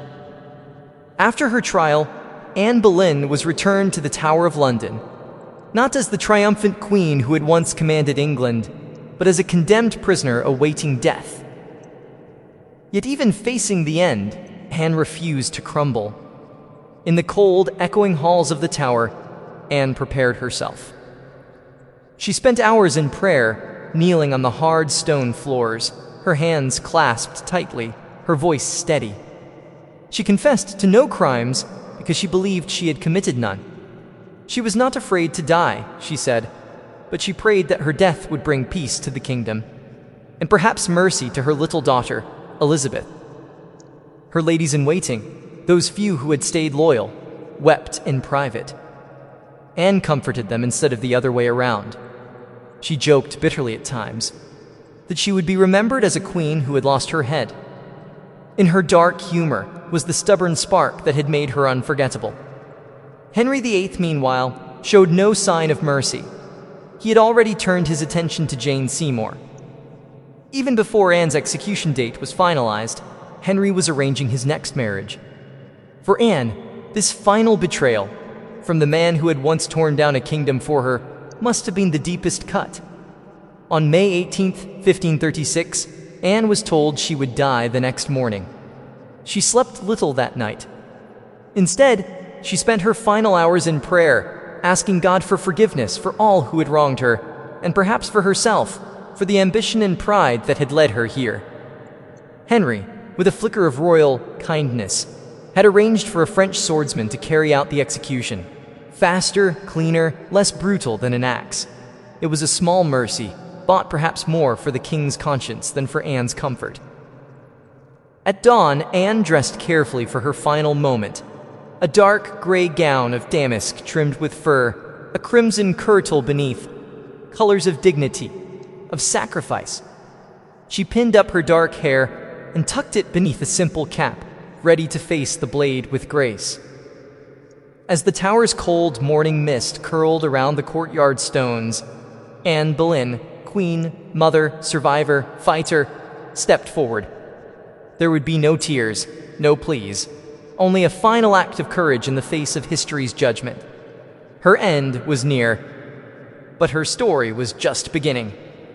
On the morning of May 19, 1536, Anne Boleyn ascended the scaffold built within the Tower of London's walls. A small crowd gathered, courtiers, guards, a few witnesses, all wrapped in silence, as if even the stone walls held their breath. Anne stood tall, her gray gown fluttering slightly in the cold morning breeze. She looked thinner than she had at court, her face pale but calm. There were no hysterics, no broken sobs. If anything, she faced death with the same fierce dignity that had once shaken a kingdom to its knees. She spoke briefly, carefully choosing her final words. She did not accuse. She did not defend herself. She prayed for the king's health and prosperity, the very man who had abandoned her. In those final moments, Anne offered the world not a confession, but forgiveness. Her courage stunned even those who had come to see her fall. The French executioner, brought specially to ensure a swift death, stepped forward. Anne knelt upright, her hands folded in prayer, her eyes lifted toward the heavens. A small white cloth was tied around her eyes. She remained still. The sword flashed once, silent, swift, and Anne Boleyn, Queen, Mother, History Maker, was no more. She was buried quickly in an unmarked grave within the Tower grounds, laid to rest in a narrow chest because no proper coffin had been prepared for her. A queen once crowned in gold, now left to vanish without ceremony. Yet Anne's story didn't end in that cold grave. Her daughter, Elizabeth, the child whose birth had once disappointed a king, would rise to become one of the greatest monarchs in English history. Elizabeth I, the Virgin Queen, whose reign would see the flowering of English art, power, and global influence. A queen who inherited her mother's fierce spirit, sharp mind, and unyielding resilience. Anne Boleyn changed the course of England forever. Her ambition helped trigger the break with Rome and the birth of the Church of England. Her fall showed the world that even queens could be cast aside. Yet through her blood, through Elizabeth, Anne's legacy blazed brighter than any crown she had worn in life. In the end, Anne Boleyn won a kind of immortality, not through her survival, but through her indelible impact on history. By the early 1770s, the American colonies simmered like a pot left too long over a roaring fire. The relationship with Britain, once seen as the proud mother country, had soured into resentment, suspicion, and growing fury. It hadn't started with tea. Years earlier, the Stamp Act had enraged colonists by placing taxes on everything from newspapers to playing cards. That was followed by the Townshend Acts, taxing essentials like paper, glass, and paint. Each new law, passed thousands of miles away by a parliament in which the colonists had no representation, was like another spark landing in dry brush. At first, the anger showed itself in polite petitions and fiery pamphlets. Colonial assemblies drafted formal protests. Merchants organized boycotts. Writers like Samuel Adams and John Dickinson filled newspapers with passionate arguments about liberty and rights. But as time wore on, frustration deepened into something darker. A slow realization that Britain wasn't listening. Worse, Britain didn't care. Many colonists clung to the hope that if they just made enough noise, if they just reasoned hard enough, Parliament would repeal the taxes. And sometimes they did. The Stamp Act was famously repealed after loud colonial protest. But every small victory was followed by new legislation, new taxes, new insults. It wasn't about the money. It never really was. The taxes themselves were modest by British standards. What infuriated the colonists was the principle. They were being taxed without consent, treated as subjects rather than citizens, ruled like distant possessions rather than partners.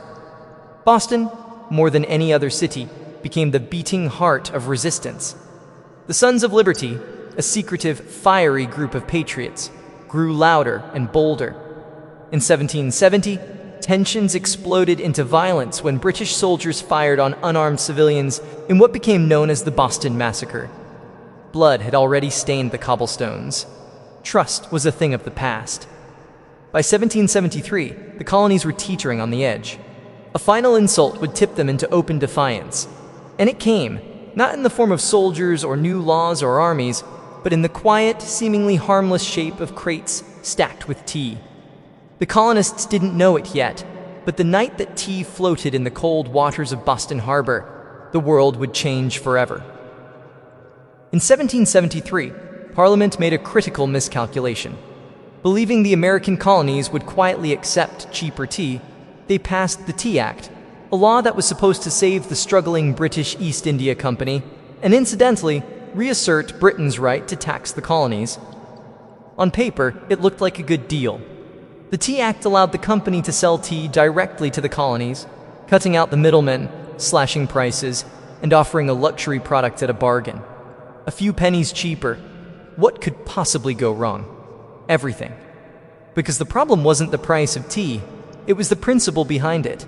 The Tea Act left the hated tax on tea firmly in place. Accepting the tea, even at a discount, would mean acknowledging Parliament's right to tax the colonies without their consent. To many Americans, that was unthinkable, a surrender of the liberties they had fought to protect for more than a decade. The news of the Tea Act spread like wildfire through the colonies. Merchants fumed. They saw their livelihoods threatened by a monopoly that would crush local trade. Patriots raged at the hidden message. The Crown still believed it could do whatever it pleased. In Boston, the reaction was especially fierce. Already a city scarred by the Boston Massacre and years of economic hardship, Bostonians recognized the Tea Act for what it was, a trap disguised as a bargain. Refusing the tea became a matter of honor, a litmus test for loyalty to the cause of liberty. Public meetings swelled. Newspaper columns burned with fiery rhetoric. Groups like the Sons of Liberty, led by Samuel Adams and others, organized boycotts, vowing that no East India Company tea would be unloaded, sold, or drunk on American soil. All across the colonies, ships carrying the controversial tea were turned away by local resistance. In ports from New York to Charleston, the message was clear: we will not be bought. But in Boston, fate twisted differently. 3 ships, the Dartmouth, the Helena, and the Beaver, arrived, anchored in the harbor, and sat there, refusing to leave. Royal officials insisted the tea be unloaded. The colonists refused. A deadlock grew, taut as a drawn bowstring. The tension was unbearable. A single act would break it, and history would never be the same again. As the British tea ships sat stubbornly anchored in Boston Harbor, the city itself transformed into a powder keg. Every day that passed without resolution tightened the tension.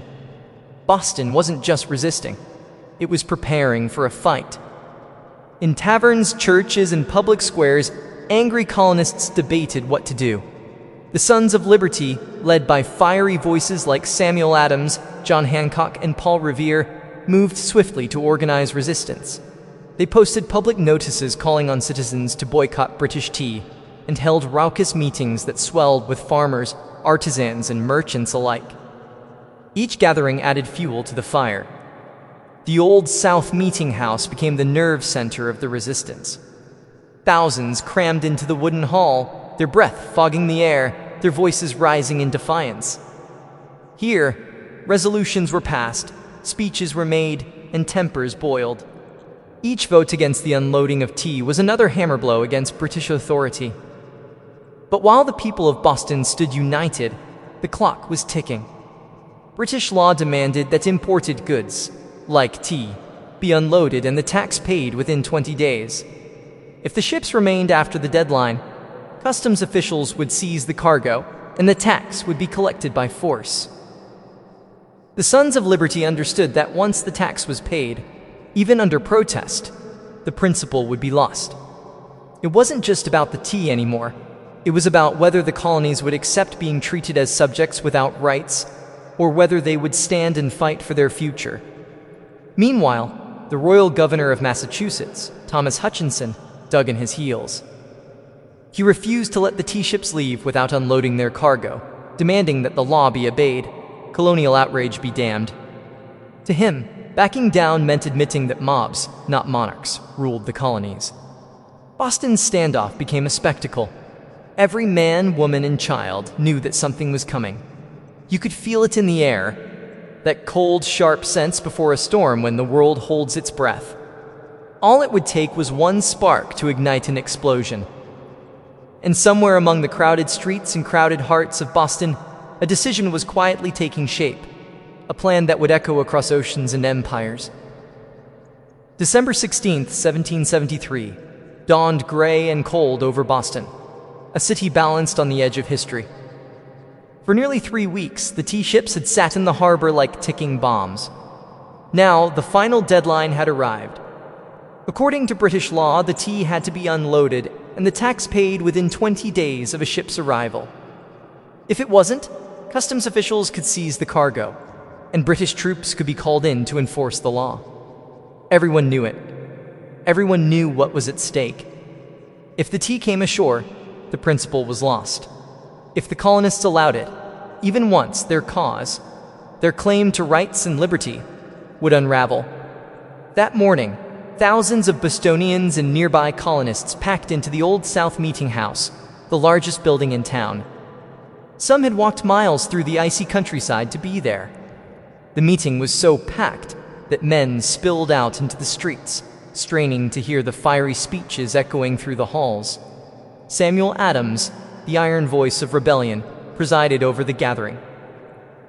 Speaker after speaker rose to denounce the Tea Act, to cry out against tyranny, to urge immediate action. But even among the defiants, uncertainty hung heavy. What could be done without sparking outright war? How could they stop the tea without opening the floodgates to brutal retaliation? As the afternoon wore on, riders galloped in with grim news. Governor Thomas Hutchinson remained unmoved. The ships would not be allowed to leave without unloading. The tea would be seized, the tax collected, the king's law enforced. The crowd buzzed with fury. The walls of the meeting house seemed to shudder with the force of it. Yet Samuel Adams stood calmly and spoke the words that signaled the end of debate. This meeting can do nothing more to save the country. A simple sentence. But everyone knew what it meant. There would be no more petitions, no more compromises. Action would be taken. Outside, a war whoop cut through the gathering gloom. The signal. Men disguised themselves quickly, smearing soot on their faces, donning blankets and feathers in crude imitation of Mohawk warriors. It wasn't about fooling anyone. It was about creating a symbol, a message no one could mistake. The deadline had passed. Boston would answer not with words, but with defiance. As twilight deepened over Boston on December 16, 1773, the quiet streets began to stir. Figures moved through the shadows. Ordinary men cloaked in rough blankets, their faces blackened with soot, some adorned with feathers. They weren't trying to fool anyone into believing they were real Mohawks. Their disguise was symbolic, an act of shedding their old identities, of taking a stand as something new, something fierce.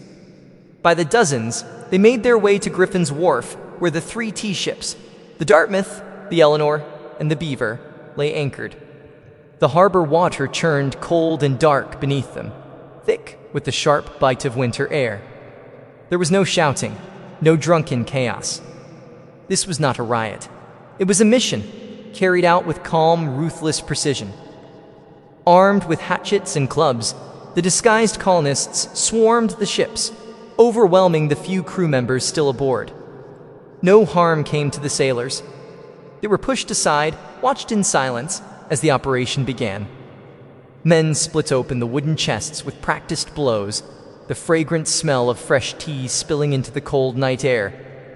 Others heaved the crates overboard, their heavy splashes echoing across the still water.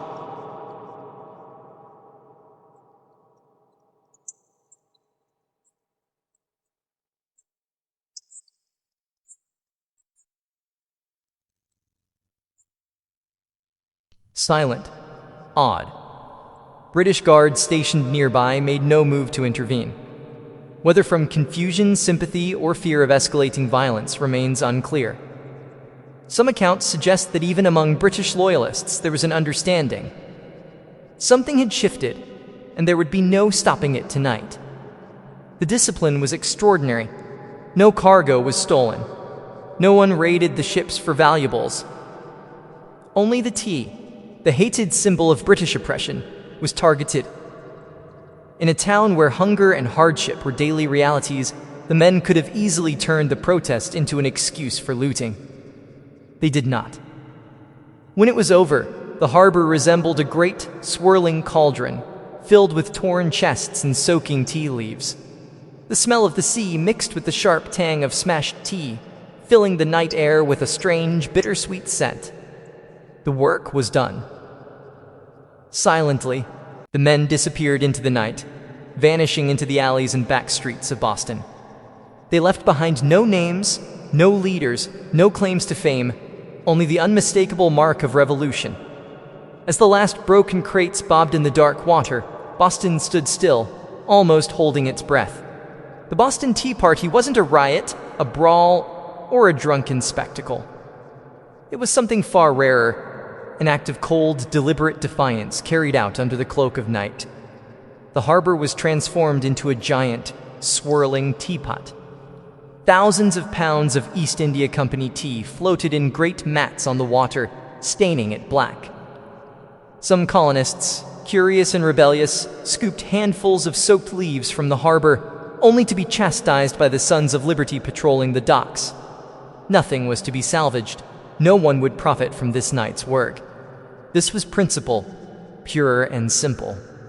The town woke the next morning to the smell of salty tea hanging heavy in the air. News spread like wildfire.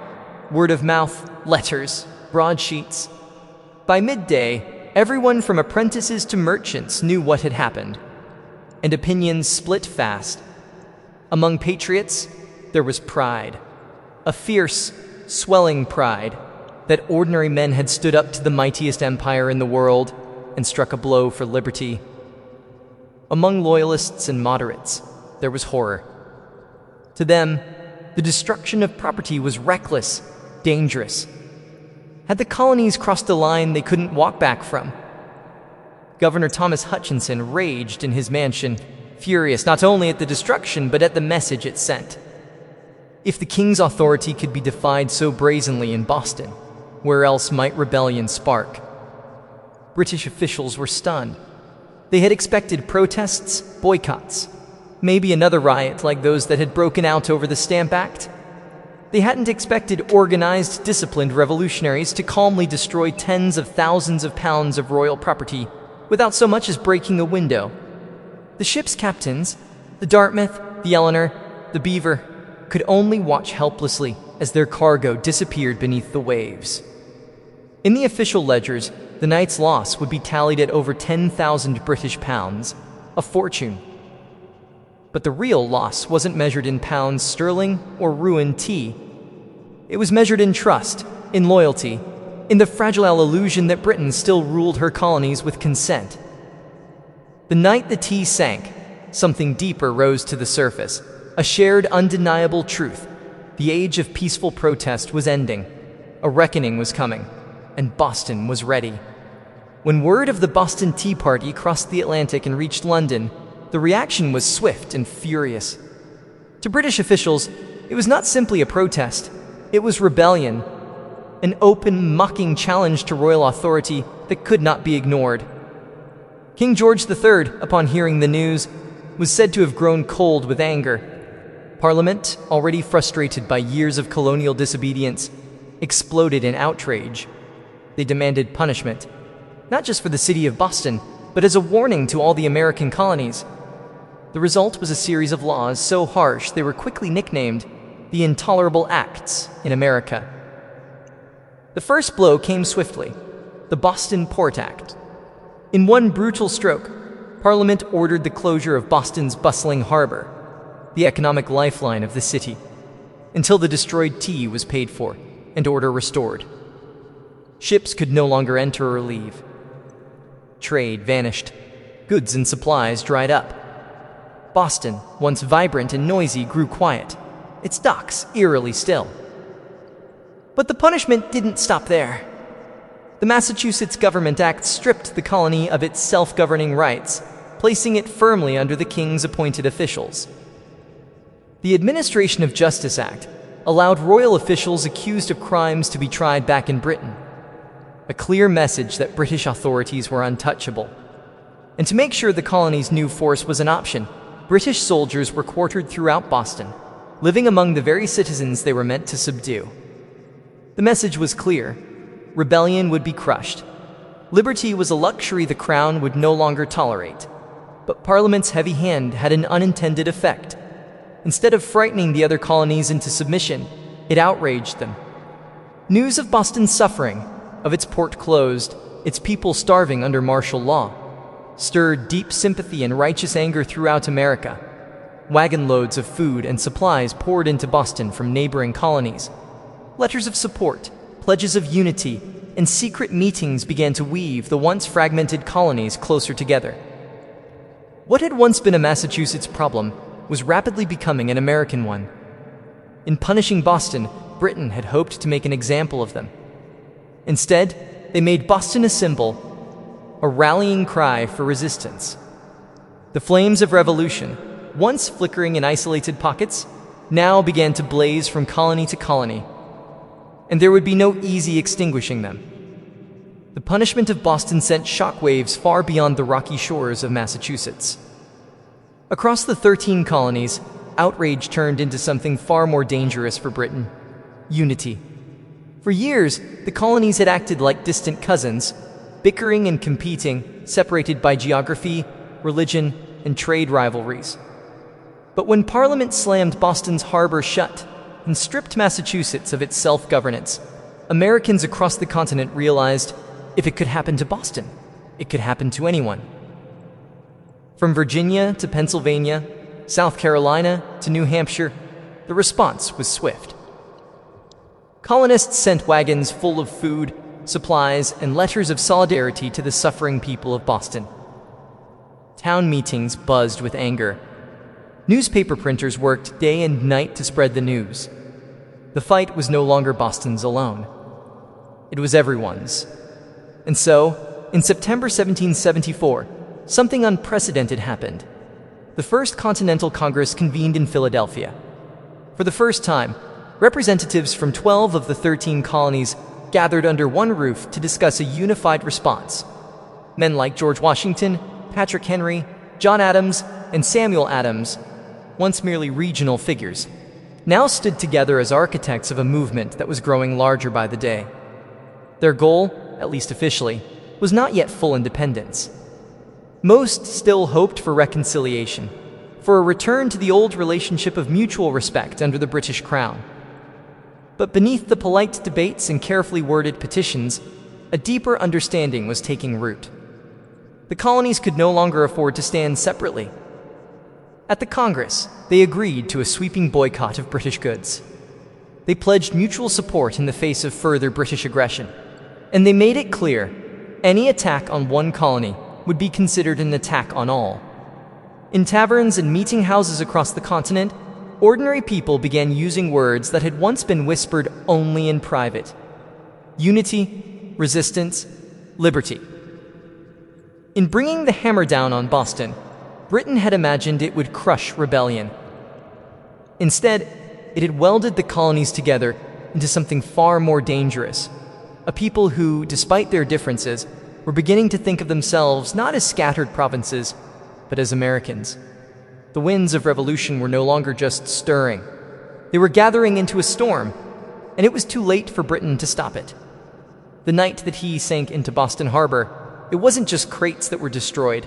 It was the illusion that the American colonies could remain loyal subjects forever. The Boston Tea Party lit a spark that no king, no army, no distant parliament could ever snuff out. In the months that followed, that spark caught fire across the colonies. What had once been protests, boycotts, and polite petitions hardened into open resistance. Town militias began drilling openly, storehouses filled with powder and shot. Men who had once toasted King George III in taverns now whispered about revolution under the same roofs. Boston became a symbol of sacrifice, battered but unbowed. The more Britain tried to tighten its grip, the more the colonies slipped through its fingers. Every ship that sailed past the closed, silent harbor of Boston was a silent reminder that tyranny had met its match in American defiance. When Parliament passed the Intolerable Acts, they intended to make an example out of Boston, to scare the other colonies into submission. Instead, they had created a martyr city, a rallying cry. From Georgia to New Hampshire, colonists realized that their fates were tied together. Resistance was no longer about tea. It was about survival, identity, freedom. By the spring of 1775, the tension reached a boiling point outside Boston, in the villages of Lexington and Concord. British troops, sent to confiscate colonial weapons, instead found armed farmers, ordinary men ready to defend their rights with musket fire. The first shots of the American Revolution rang out, a direct line traced back to the moment when men chose principle over profit and dumped a fortune's worth of tea into the harbor.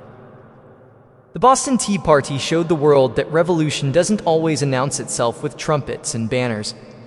Sometimes it starts quietly, with a small group of determined people standing in the cold, choosing defiance over fear.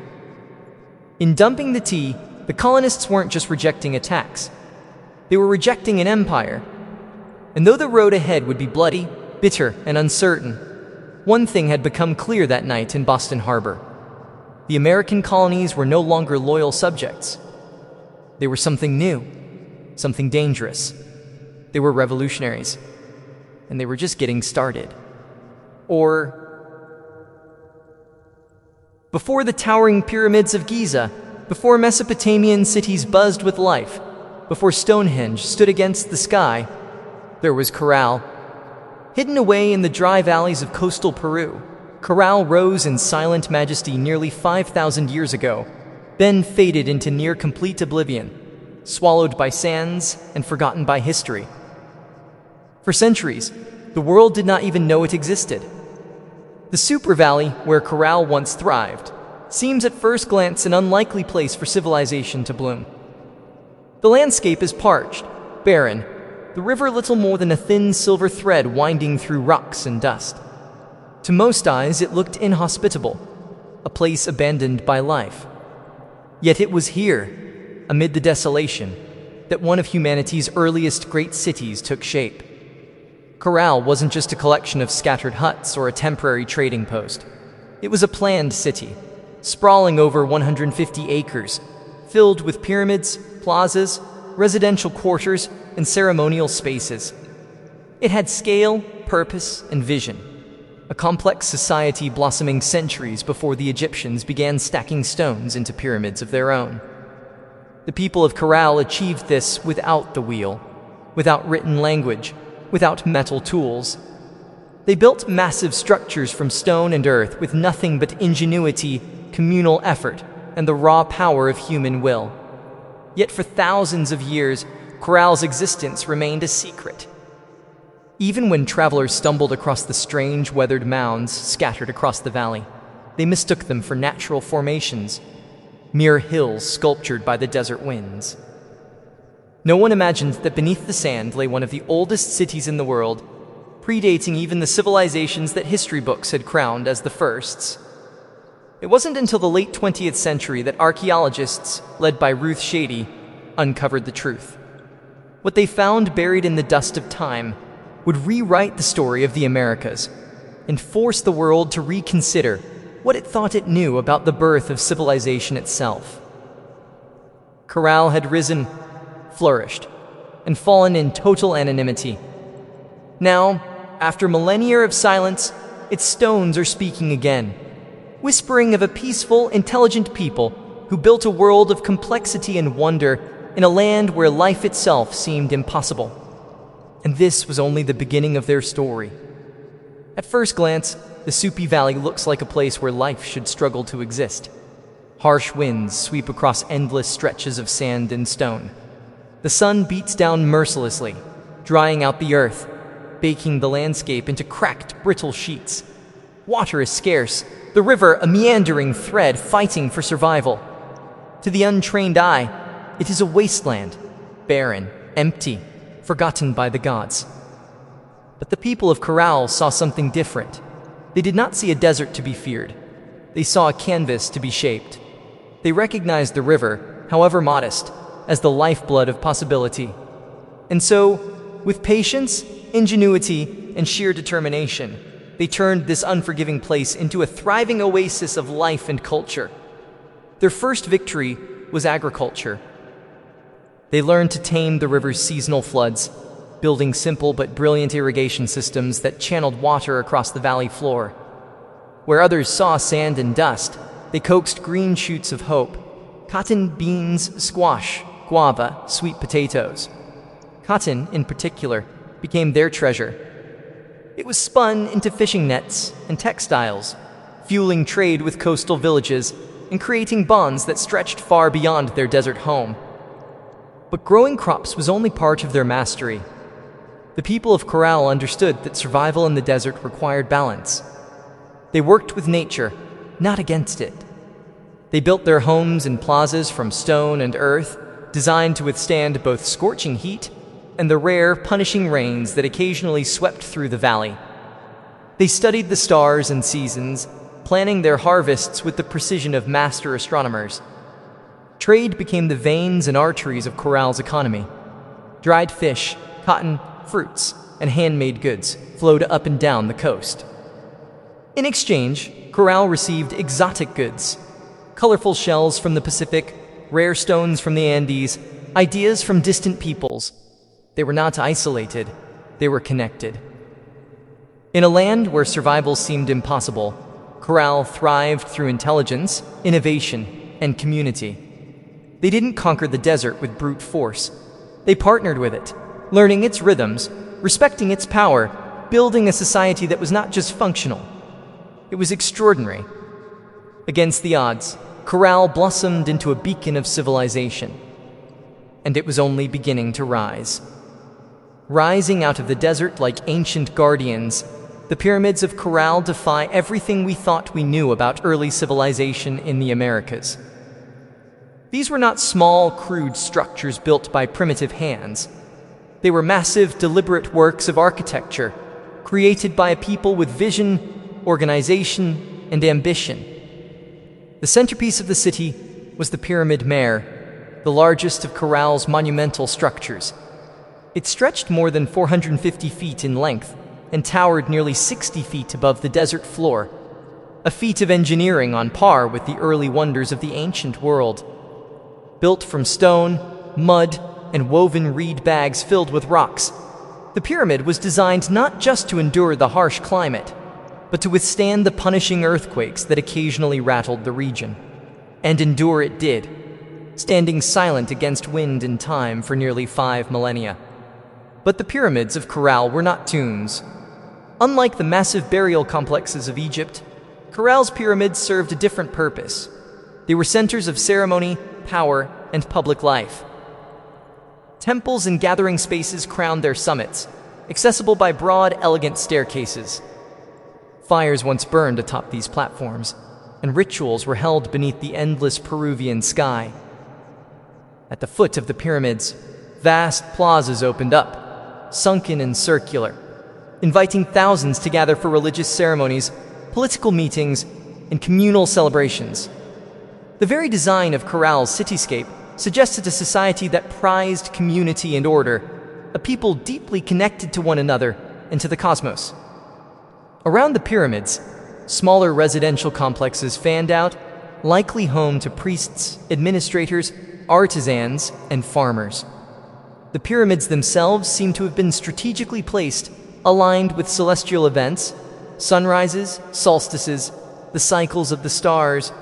To the people of Corral, architecture wasn't just practical, it was spiritual, mathematical, cosmic.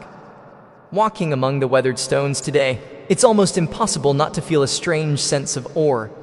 These structures were raised without metal tools, without the wheel, without beasts of burden. Yet they rose with symmetry, scale, and staggering precision. The great pyramids of Corral were not built for vanity nor for war. They were built to connect earth and sky, community and cosmos, humanity and eternity. And they still whisper across the sand, telling a story that refuses to be forgotten. Among the ruins of Corral, there is something profoundly different, something that sets it apart from so many ancient civilizations. No weapons have been found buried beneath its sands. No defensive walls circle its plazas. No mass graves hint at bloody conquest or internal strife. Unlike the kingdoms that rose and fell through war, Corral was a society built on peace. It's a revelation that defies expectations. Here was a civilization that flourished not through violence, but through cooperation, trade, and shared belief. The people of Corral seem to have invested their energy not in armies or fortresses, but in architecture, astronomy, music, and communal life. Their plazas and pyramids weren't monuments to victory over enemies. They were centers of celebration, worship, and governance. This was a civilization that chose to gather rather than conquer, to negotiate rather than destroy. Trade was the lifeblood of Carroll's success. Cotton, grown along the fertile riverbanks, was spun into fishing nets that were traded with coastal communities. In return, Carroll received dried fish, an essential source of protein, and exotic goods from faraway places, colorful shells from the Pacific, precious stones from the highlands, and even rare tropical fruits from distant valleys. This wide network of trade stitched the region together, binding far-flung communities into a peaceful web of mutual benefit. And in the center of it all, Corral thrived as a cultural and economic hub. Religious and ceremonial life played a vital role in maintaining social harmony. The city's grand public spaces and sunken plazas likely served as stages for rituals that united the people under shared spiritual beliefs. Music filled these gatherings, flutes carved from condor bones, drums made from deer hides, creating soundscapes that echoed across the desert, tying individual lives to something greater. Leadership, too, appeared to rely less on military strength and more on spiritual authority and civic organization. The city's leaders must have coordinated massive construction projects, seasonal agricultural cycles, and complex trade agreements, all without leaving behind the brutal scars of war. In an ancient world so often defined by conflict, Corral stands as a shining exception, a reminder that civilization does not have to rise on the broken backs of the conquered. It can instead be built by the quiet power of collaboration, creativity, and trust. At Corral, the stones still seem to hum with echoes of a world long gone. It was not just a city of buildings and trade. It was a city alive with sound, ceremony, and spiritual rhythm. Music and ritual were woven into the very heartbeat of Corral's civilization. Archaeologists, digging carefully through the dry sands, uncovered a treasure trove of ancient instruments, flutes crafted from the bones of condors and pelicans, whistles fashioned from deer antlers, small drums stretched with animal hides. These artifacts were not simple toys. They were crafted with care, tuned to specific notes, designed to carry sound across the wide open plazas of the city. In a world without written language, music spoke the language of the soul. Imagine it, the low thrum of drums rising at dusk, flutes keening like the desert wind, feet stamping on the sunken plazas as hundreds gathered under the fading light. Fires would crackle atop the pyramid platforms. Priests, dressed in intricate woven garments, would chant to the gods of the river, the earth, the stars. In those moments, Corral was not just a city, it was a symphony. The layout of Corral itself suggests that ritual life was at its core.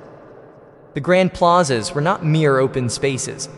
They were stages for communal ceremonies, carefully designed to draw people together. The sunken circular courts acted like ancient amphitheaters, focusing sound and sight onto the rituals performed at their centers. And above them all, the pyramids loomed, not as tombs, but as sacred mountains built by human hands, linking the earth to the heavens. Rituals likely marked the turning of the seasons, the cycles of planting and harvest, the movements of the stars. Music was not just entertainment. It was a bridge between people, between nature and the divine, between the known and the mysteries beyond. No violent murals, no terrifying gods of war, no bloodthirsty sacrifices. In Corral, the spiritual world seems to have been one of harmony, celebration, and reverence. Even today, when the desert wind whistles through the ruins, you can almost hear it.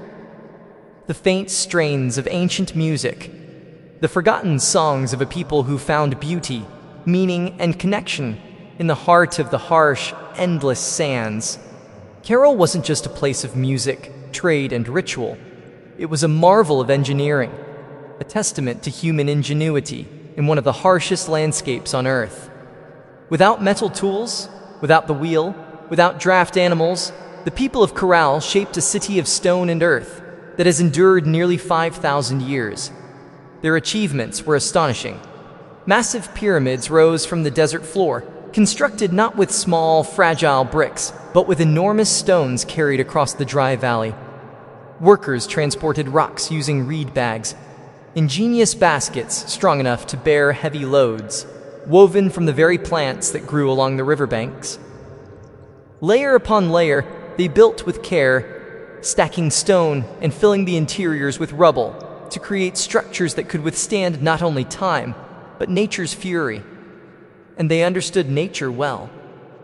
Corral lies in a region prone to violent earthquakes, yet their pyramids and plazas survived largely intact. How? By mastering earthquake-resistant architecture. Builders used flexible construction techniques, layered fills, wide foundations, and rounded corners that allowed their monuments to absorb and dissipate seismic energy. It was engineering born not from textbooks, but from an intimate knowledge of the earth itself. Water management was another silent triumph. Despite living in a desert, the people of Corral developed sophisticated irrigation systems. Channels and canals carefully guided river water to their agricultural fields, allowing crops to flourish even during dry seasons. No water was wasted. Every drop mattered. The layout of Corral itself reflected brilliant urban planning. Major structures aligned with key astronomical points, suggesting a deep understanding of the solar cycles. The sunken plazas, with their precise geometry, were more than gathering places. They were instruments for tracking the heavens, allowing priests and astronomers to predict seasons crucial for survival. Even the city's organization spoke of a complex society. Residential zones, administrative areas, ceremonial centers, all were arranged in harmony, balancing communal life with sacred spaces. They built not just for the moment, but for generations. Today, as modern engineers marvel at Corral's resilience, they are reminded that greatness is not measured by technology alone. Sometimes the deepest wisdom lies in understanding the forces of nature, in working with the land, not against it. Corral's stones have endured storms, quakes, and the erosion of time itself.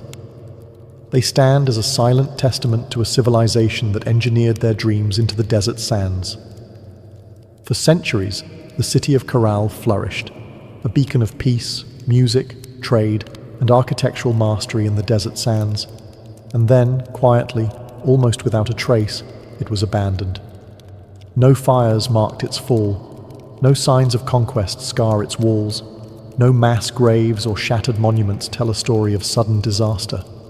Instead, Corral simply faded, its plazas emptied, its pyramids left to the drifting sands, its flutes and drums silenced by time. Why did they leave? That question still lingers like a ghost across the Super Valley. Some scholars believe that environmental change struck the final blow. Evidence suggests that a long period of drought may have crippled Corral's agriculture. Without the river's life-giving waters, the fields would have withered. Trade networks, dependent on surplus cotton and food, would have faltered. The careful balance Corral had maintained with its harsh environment may have finally tipped beyond repair. Other theories point to shifting trade routes. As neighboring cultures grew and new centers of power emerged along the coast and inland, Corral's influence might have diminished. Perhaps the goods they once supplied, cotton, fish, produce, were no longer enough to sustain their role as a dominant city. Slowly, the lifeblood of commerce drained away.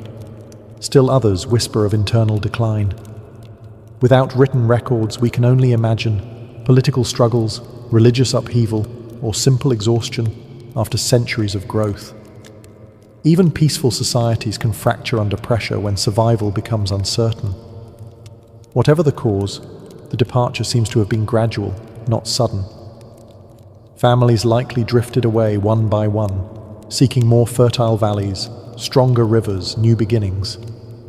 Children who once ran across Corral's plazas grew up telling stories of a lost city behind them, stories that would eventually fade into legend. The desert reclaimed what humans had built, Winds carried fine sand over stone temples.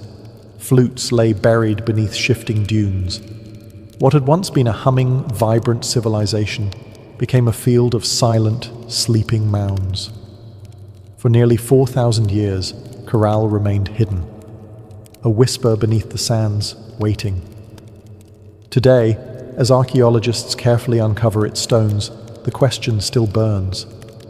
How does a city so advanced, so beautifully crafted, simply vanish? Perhaps the truth is that even the greatest civilizations, no matter how wise or peaceful, are still fragile, threads woven into the tapestry of time, forever vulnerable to the unseen forces of change. For millennia, Corral lay forgotten, buried beneath the silent sands of the Super Valley. Travelers passed the strange, rounded hills that dotted the landscape, never suspecting that beneath their feet lay the ruins of a civilization older than the pyramids of Egypt. To them, these were just natural formations, mounds shaped by the wind and time.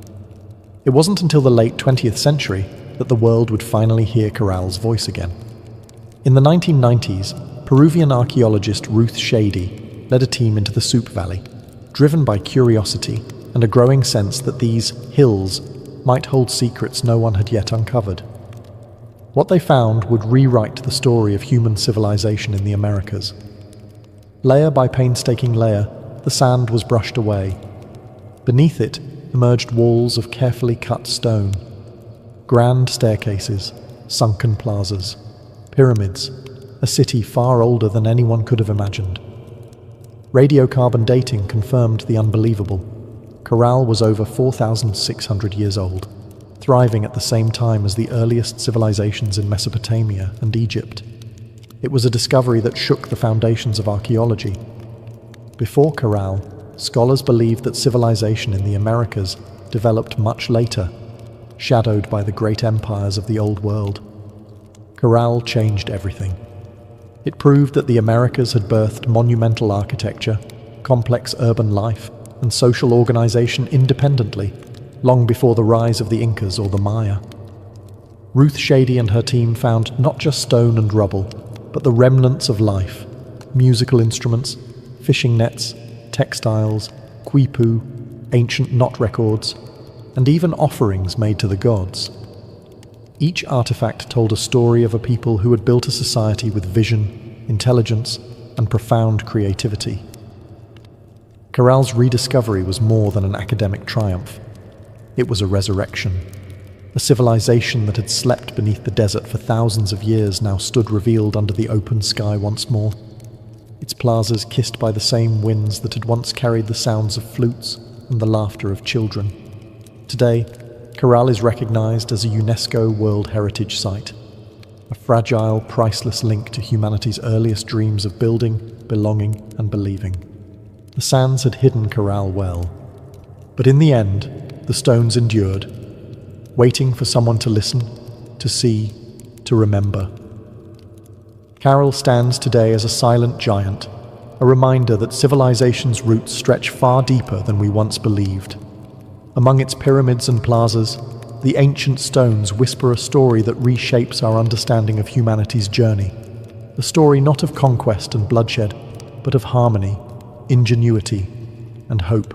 Long before the towering empires of Greece, Rome, or even Egypt, the people of Corral were building something extraordinary. They raised pyramids without the wheel. They mapped the stars without written records. They created a thriving society rooted in trade, music, ritual, and engineering, all without leaving scars of war upon the land. In an era often defined by conflict, Corral offers another vision of what civilization can be, a society that valued connection over conquest, knowledge over domination. It reminds us that complexity does not require violence, that greatness is not measured by how many armies march across a battlefield, but by how a community comes together to build, to create, to dream. Corral's legacy reaches far beyond the dry sands of the Soup Valley. It challenges old assumptions, that civilization had a single cradle, that urban life and monumental architecture belonged first to the Old World. Corral proves that humanity's spirit of innovation and aspiration arose independently in many corners of the earth, shaped by different hands, but driven by the same eternal desires: to endure, to celebrate, to reach toward the divine. Today, walking among Corral's weathered ruins, you can almost hear it. The pulse of drums, the low hum of flutes, the murmur of traders bargaining in the plazas, the laughter of children racing through stone alleys under a sky of endless stars. Their lives, their dreams, their stories are still with us, etched into the bones of the earth. Corral teaches us that even when civilizations fall, their spirit can endure, sleeping under sands, waiting to be remembered, waiting to inspire again. In the great timeline of human history, Corral shines not just as a relic of the past, but as a beacon for the future. A reminder that, even in the harshest deserts, even under the heaviest sands, the seeds of wonder, wisdom, and peace can take root.